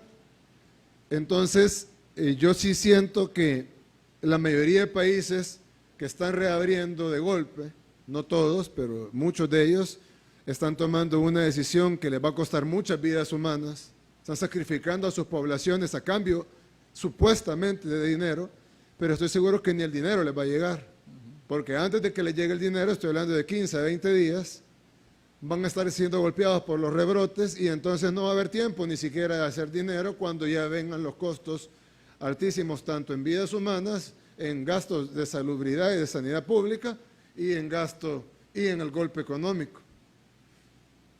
El Salvador se caracterizó, y esto nadie lo puede negar, por tomar las decisiones más rápidas, más audaces en el momento que se debió tomar. Fuimos el primer país que cerró la entrada de China, se nos criticó por eso. Fuimos el primer país que cerró la entrada de Italia, del mundo. Se nos criticó por eso, el primer país que cerró la entrada de España, del mundo. Fuimos el segundo país del mundo que cerró el aeropuerto, solo después de Italia. Se nos criticó por eso y ahora eso nos ha permitido salvar la cantidad de vidas. Tenemos una cuarentena larga, es cierto, es dolorosa, a nadie le gusta, pero eso nos ha permitido tener un número de contagios muchísimo menor a países con poblaciones incluso menores que nosotros. Panamá, por ejemplo, tiene una población casi la mitad de la población de El Salvador y están hablando ya de 15,000 contagios. No tengo el dato exacto de cuántas muertes, pero es un número muchísimo más alto. Y ya no se diga Perú, Ecuador, Chile. Bueno, solo el área de Santiago ha sido golpeada de una manera que nadie se lo esperaba. Brasil económicamente va a ser golpeado más que El Salvador, según los analistas. Pero yo lo que quiero es que acá y frente al pueblo salvadoreño, la gente sabe que nosotros priorizamos la vida y la salud, eso ya lo saben. Pero yo lo que quiero es que el pueblo salvadoreño sepa que también vamos a priorizar la economía, después de la vida y la salud, pero también vamos a priorizar la economía. Y le tenemos que dar la sorpresa a todos. Es decir, cuando pasemos esta crisis, porque la crisis va a pasar, cada día sabemos más del virus. Ahora sabemos que es una enfermedad más de la sangre que una neumonía. Ahora sabemos que los medicamentos que no se tenían que utilizar, ahora son los que se utilizan. Ahora sabemos que los factores genéticos influyen más que los factores de edad, como se pensaba antes. Entonces, cada día sabemos más. Esta crisis va a tener que terminar. Todos los científicos del mundo están trabajando para que termine. La crisis va a terminar y nosotros vamos a tener una población más sana, una población con la moral alta, una población con sus familias enteras, pero tenemos que tener a la par un plan económico que, si bien ya lo tenemos en pedacitos, pero tenemos que tener un plan, y ya teníamos el plan económico previo, pero ahora tenemos que tener un plan económico, como tú mencionaste, post-crisis, en donde sorprendamos no solo a nuestro pueblo, que es lo principal, sino que sorprendamos al mundo. Así como nos criticaron las medidas sanitarias al principio y luego las copiaron, así que nos critiquen nuestras medidas económicas inicialmente y luego que las copien. Y que vean de que al final nosotros tengamos un plan y podamos salir de la crisis fortalecidos. Primero, porque vamos a tener una población con la moral alta y con su familia completa, que es lo más importante de todo. Pero segundo, porque vamos a tener un plan económico, un banco de desarrollo de verdad, un sistema bancario, una cooperación internacional, un gabinete articulado, y vamos a poner a trabajar al pueblo más trabajador del mundo, o uno de los pueblos más trabajadores del mundo, que es el salvadoreño. Lo vamos a poner a trabajar en función de crecer nuestra economía una vez hayamos salvado las vidas de la gran mayoría de salvadoreños, como se está haciendo ahora. Nosotros se nos llama alarmistas cuando publicamos datos de contagios y de fallecimientos, porque para nosotros 2 vidas es mucho. Cuando reportamos, por ejemplo, el día que fallecieron 2 enfermeras, por ejemplo, cuando fallecen héroes nuestros que están en primera línea, para nosotros es algo demasiado doloroso y lo reportamos así. Pero si lo comparamos con otros países, El Salvador está en una posición con una afectación mucho menor, incluso con estas tormentas.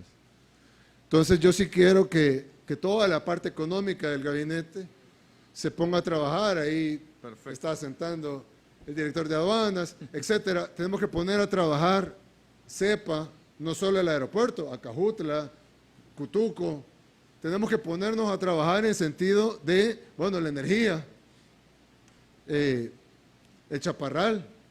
Entiendo que ha sido bueno, todos sabemos que ha sido un monumento a la corrupción de los gobiernos anteriores, pero en este gobierno se va a terminar la represa y va a generar los megavatios que van a venir a fortalecer nuestra matriz energética. Los proyectos de energía, tú me mencionaste las líneas de créditos para la energía, y al final poder tener no un repunte de contagios, sino un repunte económico que probablemente muchos no se lo esperan, pero que podamos sorprender al mundo y que de nuevo, así como decían que no podíamos resolver la delincuencia, y lo hicimos, así dicen que no vamos a poder salir de la crisis económica, lo vamos a hacer, vamos a salir. Hablando de seguridad, ministro, yo sé que ahorita la fuerza pública la tenemos en la pandemia, controlando la cuarentena, repartiendo alimentos. En las emergencias, las lluvias. Ayudando en el tema de las emergencias de las lluvias y en el plan control territorial, pero no podemos descuidar la seguridad, y creo que hemos tenido logros importantes, así que si pudiéramos tener un pequeño sí, presidente, reporte. En efecto, buenas noches, compañeros. Como usted bien lo decía, presidente, hemos cerrado un año sin precedentes en la historia de El Salvador en temas de seguridad pública. tuvimos en el mes de mayo el mes más seguro en la historia del país, y no solamente porque cerramos con 64 homicidios y con un promedio de 2 homicidios diarios, cuando lo recibimos con un promedio de 10 a 12 homicidios, sino que también hemos impactado en toda la criminalidad del país. Hemos impactado en la reducción de homicidios en un 62%. Hemos impactado en la reducción de desapariciones forzadas en un 40%. No es cierto que es una de las deudas de este gabinete o de este gobierno, como lo planteaba un periódico de mayor circulación este día en el país, el cual estaba manejando datos... Ese no es un periódico, si te refieres al diario de hoy, ese es un panfleto desde que existe, tiene 40 años de no ser un periódico. Que maneja información completamente errónea. Asimismo, también hemos impactado la extorsión en un 37%, cosa que también decía que no se podía.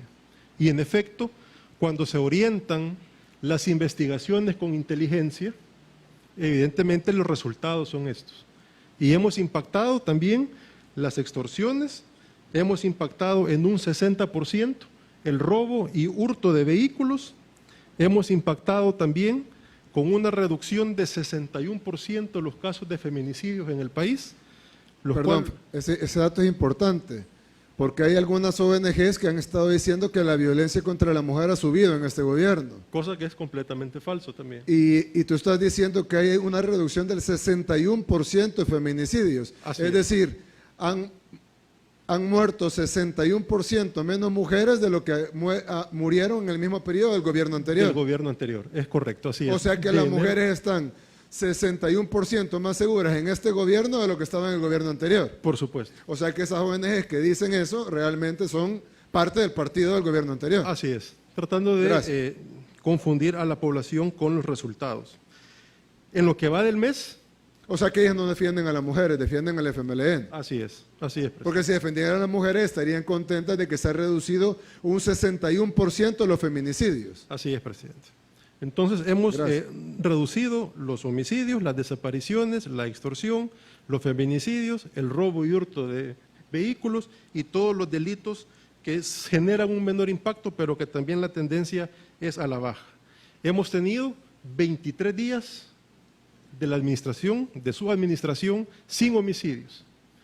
Y este día...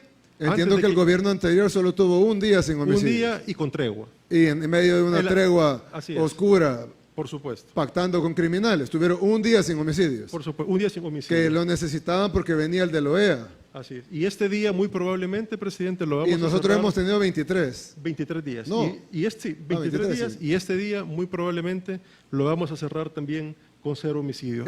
Hoy. Este día, antes de que iniciara la conferencia de prensa, no teníamos ningún homicidio a nivel nacional. Primero Dios, cerremos sin homicidios otra vez. Ya sería el segundo día de junio. Sería el segundo día de junio y el número 24. Estamos hablando que junio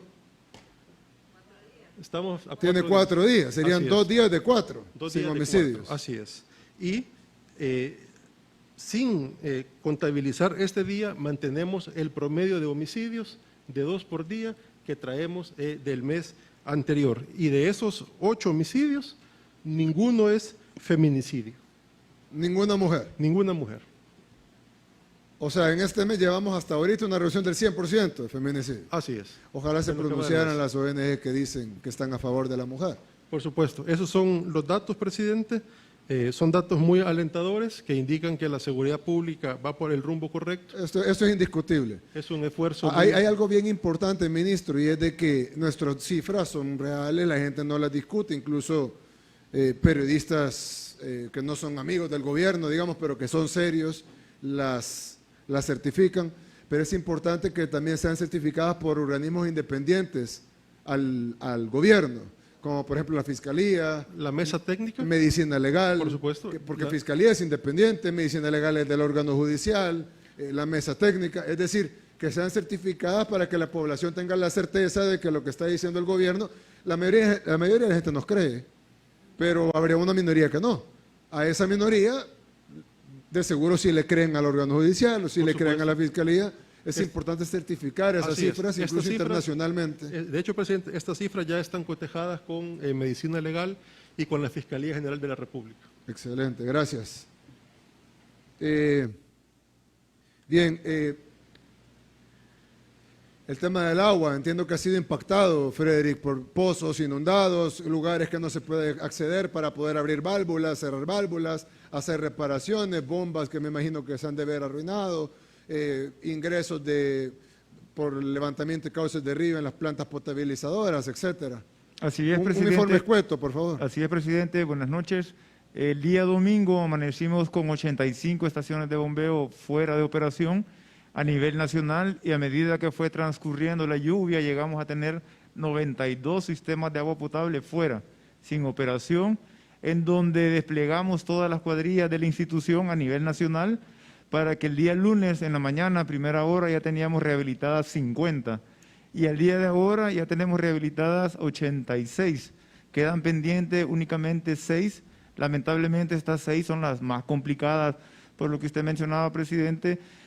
Por ejemplo, el Puerto de la Libertad, no hemos podido rehabilitar el servicio de agua potable debido a la crecida que ha tenido el río Chilama. El día de ahora yo estuve con los trabajadores de la institución viendo cómo el área hidráulica del río había abarcado un área impactante, descomunal, la fuerza que tiene el río, y el nivel del río había subido de una manera que era imposible trabajar, por lo que llegamos y se tomó la decisión de no arriesgar al personal y esperar, luego que escuchamos al ministro de Medio Ambiente decir de que las lluvias van a continuar, era peligroso que exponer a nuestro personal por alguna repunta, lo sacamos y vamos a esperar que baje los niveles del río, pero mientras tanto vamos a volcar todos los camiones cisternas al Puerto de la Libertad, vamos a llevar agua embotellada al Puerto de la Libertad, y así como el Puerto de la Libertad, también tenemos el municipio de Huizúcar, que son captaciones de agua superficiales,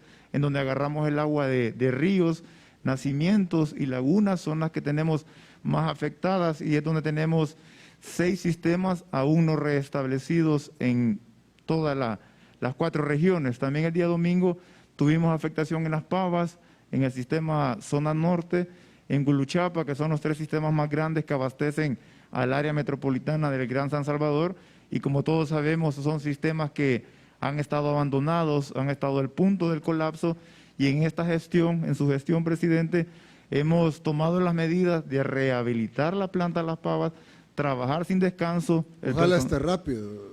El personal de ANDA no ha parado, hemos estado trabajando los 7 días de la semana, 24 horas, con las empresas que nos están trabajando, y de igual manera hemos estado rehabilitando pozos que habían permanecido abandonados por años, y cuando tratamos de buscar que por qué se habían abandonado, nada más podemos llegar a la conclusión de que no les importaba dar un buen servicio a la población, y la conclusión es que no les importaba la población en general, y no solo el gobierno anterior, sino que todos los gobiernos anteriores. Estamos hablando de un problema de agua de más de 30 años, y ahora en su gestión, presidente, hemos rehabilitado y perforado más de 110 pozos en lo que va en este primer año de gestión.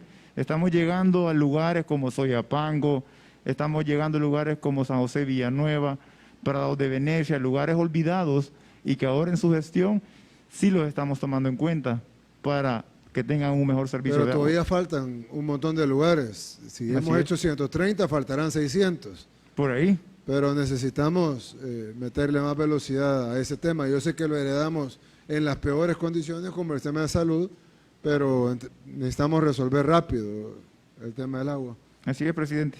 Gracias. Ministro Nelson, hay que transferir los fondos a las alcaldías de la parte del financiamiento del FMI para que las alcaldías puedan también ellos implementar sus proyectos y sus medidas, tanto para el COVID-19 como para las tormentas. Las alcaldías están, bueno, cada municipio tiene su alcaldía y hay que transferirle esos fondos rápidos. Entiendo que hay alcaldías que recibirán $1 millón, $500,000, $800,000, $400,000, $600,000 por alcaldía. Efectivamente, presidente, le quiero informar que este día hemos terminado el total de transferencias para los 262 municipios.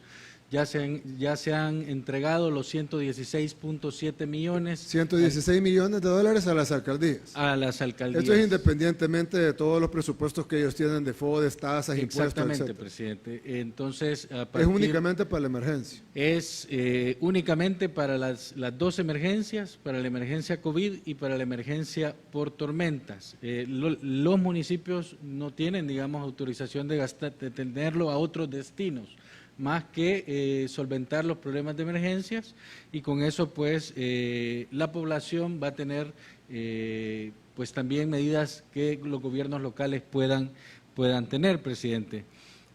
Debo decirle también que seguimos gestionando pues que se aprueben las 3 vueltas que requieren los 600 millones que ya están en la Asamblea. Aún ¿Esos faltan 600 por millones aprobación. de quiénes son? Tenemos 550 millones del BID, un crédito específico para salud por 50 millones y 500 millones de apoyo presupuestario. Adicionalmente tenemos uno pequeño del Banco Mundial, y con eso estaríamos llegando a 1.000 millones gestionados, que ya pasaron el proceso del Ejecutivo y que están en proceso del Legislativo. Y en las próximas semanas estamos viendo los movimientos de los mercados para El Salvador, para los mercados emergentes, y esperamos pues lograr el total de financiamiento muy pronto, presidente. Por motivos de mercados no puedo especificar fechas, pero sí puedo decirle que muy pronto vamos a complementar los 3.000 millones de dólares que necesita el país para la reactivación de la economía. Adicionalmente, debo informarle que estamos teniendo varias reuniones con los organismos internacionales, con el Fondo Monetario, con BID, con Banco Mundial, para acceder a más financiamiento. Inclusive el día de mañana hay una reunión. Para poder bajar la cantidad de bonos, que es más caro. Exactamente. Y poder subir la cantidad de multilaterales, que son préstamos súper baratos. Totalmente de acuerdo. En esa forma es que estamos gestionando. El Banco Mundial, hemos tenido una plática este día. Mañana hay una plática para ver con Bandesal, con Economía, para ver cómo reactivamos el tema de la MIPYME a través del Banco Mundial y temas de reactivación económica.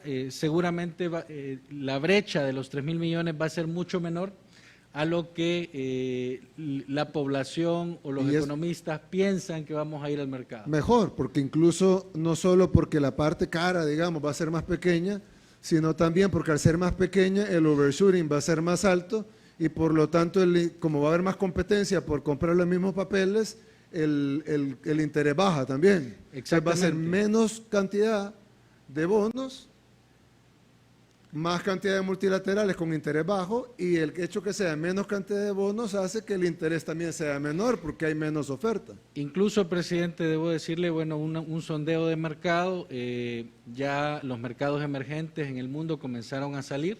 Se nos ha criticado bastante que por las actuaciones que estamos teniendo es probable que tengamos mayor riesgo, pero nadie nos critica el sistema de salud el equipo de salud, el sistema de salud que se está manejando. Incluso el Banco Mundial nos ha felicitado, presidente, y esa felicitación es para usted, porque se está trabajando muy bien la pandemia y nos están poniendo en Washington como un ejemplo a seguir en materia de equipos de salud, de cómo estamos manejando el sistema. Entonces, más allá de todos los efectos de riesgo, ya la tasa de interés para El Salvador comenzó a mejorar. En la última semana y media se han bajado a nivel local 150 puntos básicos, que es bastante, y a nivel internacional estamos bajando alrededor veníamos de 1.100 puntos, ahora estamos a este día 882, seguimos bajando y cuando sea la ventana de oportunidad para El Salvador, seguramente va a ser también una buena emisión.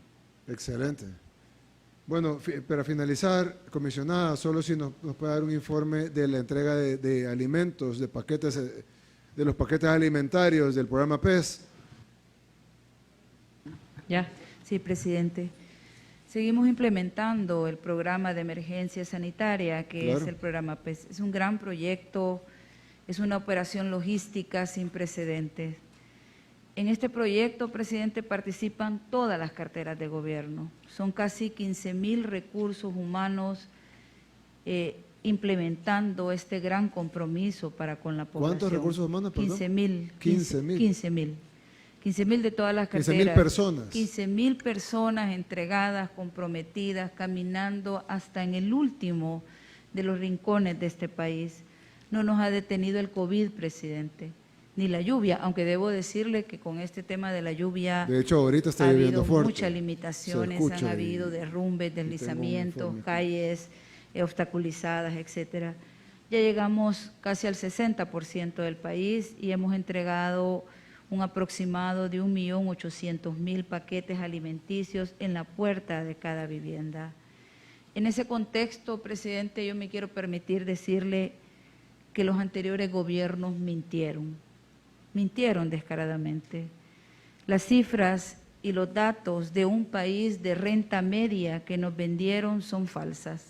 No somos un país de renta media. No, Eso presidente. dijeron ellos siempre. Exacto, pero no es cierto, presidente, esos grandes libros que promovieron en hoteles, esos grandes libros que nosotros encontramos en estas oficinas, así unos volúmenes de papeles así con fotos Como y con el plan cifras. de salud, ¿no? Si el plan de salud está divino en papel, pero al ver esos hospitales, el plan de salud fue una farsa. Sí, se contrasta. Gran libro, bien bonito. Yo incluso elogié, me pareció un plan bien robusto de salud. Pero al ver esto y le preguntamos a la población que solo le daban acetaminofén, pues yo creo que solo para hacer libros. Sí, o sea, un editorial lo hubieran puesto. De acuerdo, esos grandes volúmenes se contrastan con una realidad cuando nosotros llegamos al terreno. Somos mucho más pobres, somos mucho más vulnerables. Es más grande la pobreza, el abandono, esa crudeza de no tener nada, es lacerante. Quizás por eso, presidente, desde el 2007 no hicieron un censo poblacional. Nos mintieron. Tenemos más retos. Es muchísima la gente que está pasando hambre, presidente. Incluso si usted me dice que ya entregaron 1.8 millones de paquetes y multiplicáramos por cuántos una familia, pues le ponemos 4, tipo familia europea. Sí. Serían, ¿cuánto sería? 1.8 por 4 sería 7.2 millones de habitantes. Ya hubieran terminado. Es correcto. Pero usted me dice que van por el 60%. Es correcto. Quiere decir que la población de El Salvador tampoco es cierto que seamos 7 millones de habitantes. No estaba totalmente censada ni en los programas sociales, ni en toda la ni en la base del gas. O sea, no sé, es increíble cuando se llega al territorio y los catastros se van siguiendo disciplinadamente y de repente se encuentra con contingentes de población que ni siquiera estaban determinadas en las estadísticas. Nos mintieron. No sabemos ni cuánta gente hay.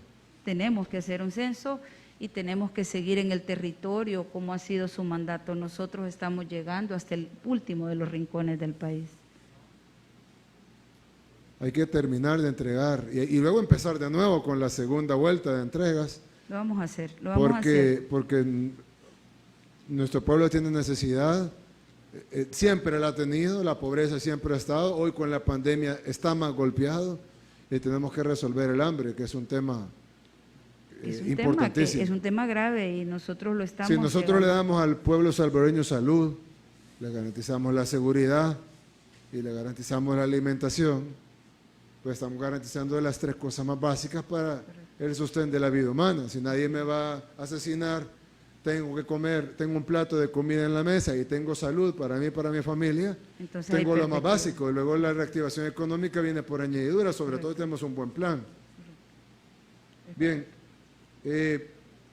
quiero finalizar esta... Señor presidente, yo le quiero pedir la palabra. Sí, ministro. Sí, es que yo quiero decirle que ya tenemos listo el espacio para poder comenzar el proyecto de vivienda de las dos comunidades que usted ya visitó. Solo estoy esperando que usted lo ordene y yo puedo comenzar la próxima semana. Comience. Gracias. Comience, ministro. Quiero terminar esta conferencia de prensa y esta cadena nacional diciendo al pueblo salvadoreño que tenga la confianza que este gobierno va a trabajar día y noche. Vamos a trabajar al 100% para resolver todos los problemas que tenemos. Estas lluvias nos van a traer problemas, estas tormentas nos van a traer problemas. La pandemia del COVID-19 no ha terminado. continúa y va a traer estragos sanitarios y va a traer estragos económicos. Los retos van a ser inmensos, pero no solo van a ser nuestros, van a ser del mundo. Y estoy seguro que vamos a salir adelante. Los que han perdido su casa en estas lluvias, tengan la certeza que el gobierno va a reponer su casa. Los que han perdido su negocio, tengan la certeza que este gobierno va a abrir las líneas de crédito y las posibilidades para que lo vuelva a abrir, para que vuelva a poder cumplir sus sueños. Tengan la certeza que este gobierno va a trabajar para salvaguardar sus vidas, tanto de la pandemia como de la inseguridad, como de las tormentas. Vamos a trabajar día y noche, todos nuestros equipos, todos. Vamos a trabajar para salvaguardar la vida humana, que es lo principal, y también vamos a reactivar nuestra economía. Y quiero anunciar para finalizar de que vamos a establecer una mesa de reactivación económica en la cual vamos a invitar a todos los sectores, a los sectores de salubridad como epidemiólogos, científicos, expertos, médicos, personal de primera línea, pero también a los sectores productivos, empresa privada, de todo tipo, micro, pequeña, mediana, grande. Vamos a invitar a los sindicatos, al sector laboral no afiliado a sindicatos, y vamos a reactivar nuestra economía, pero la vamos a reactivar con inteligencia y la vamos a reactivar de una manera que priorice la salud y la vida del pueblo salvadoreño, que para nosotros es lo más importante. Tengan la certeza que su gobierno va a trabajar siempre por ustedes. Que Dios bendiga a sus familias y que Dios bendiga a nuestro país El Salvador. Muchas gracias y buenas noches. Desde la sala de crisis de Casa Presidencial, hemos escuchado el mensaje del presidente de la República, Nayib Bukele. Transmitió el gobierno de El Salvador. Agradecemos a los medios de comunicación por enlazarse a la cadena nacional de radio y televisión.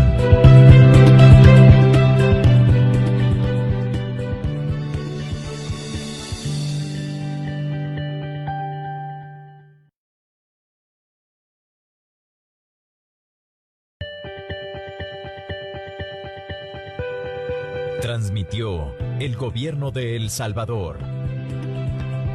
Agradecemos a los medios de comunicación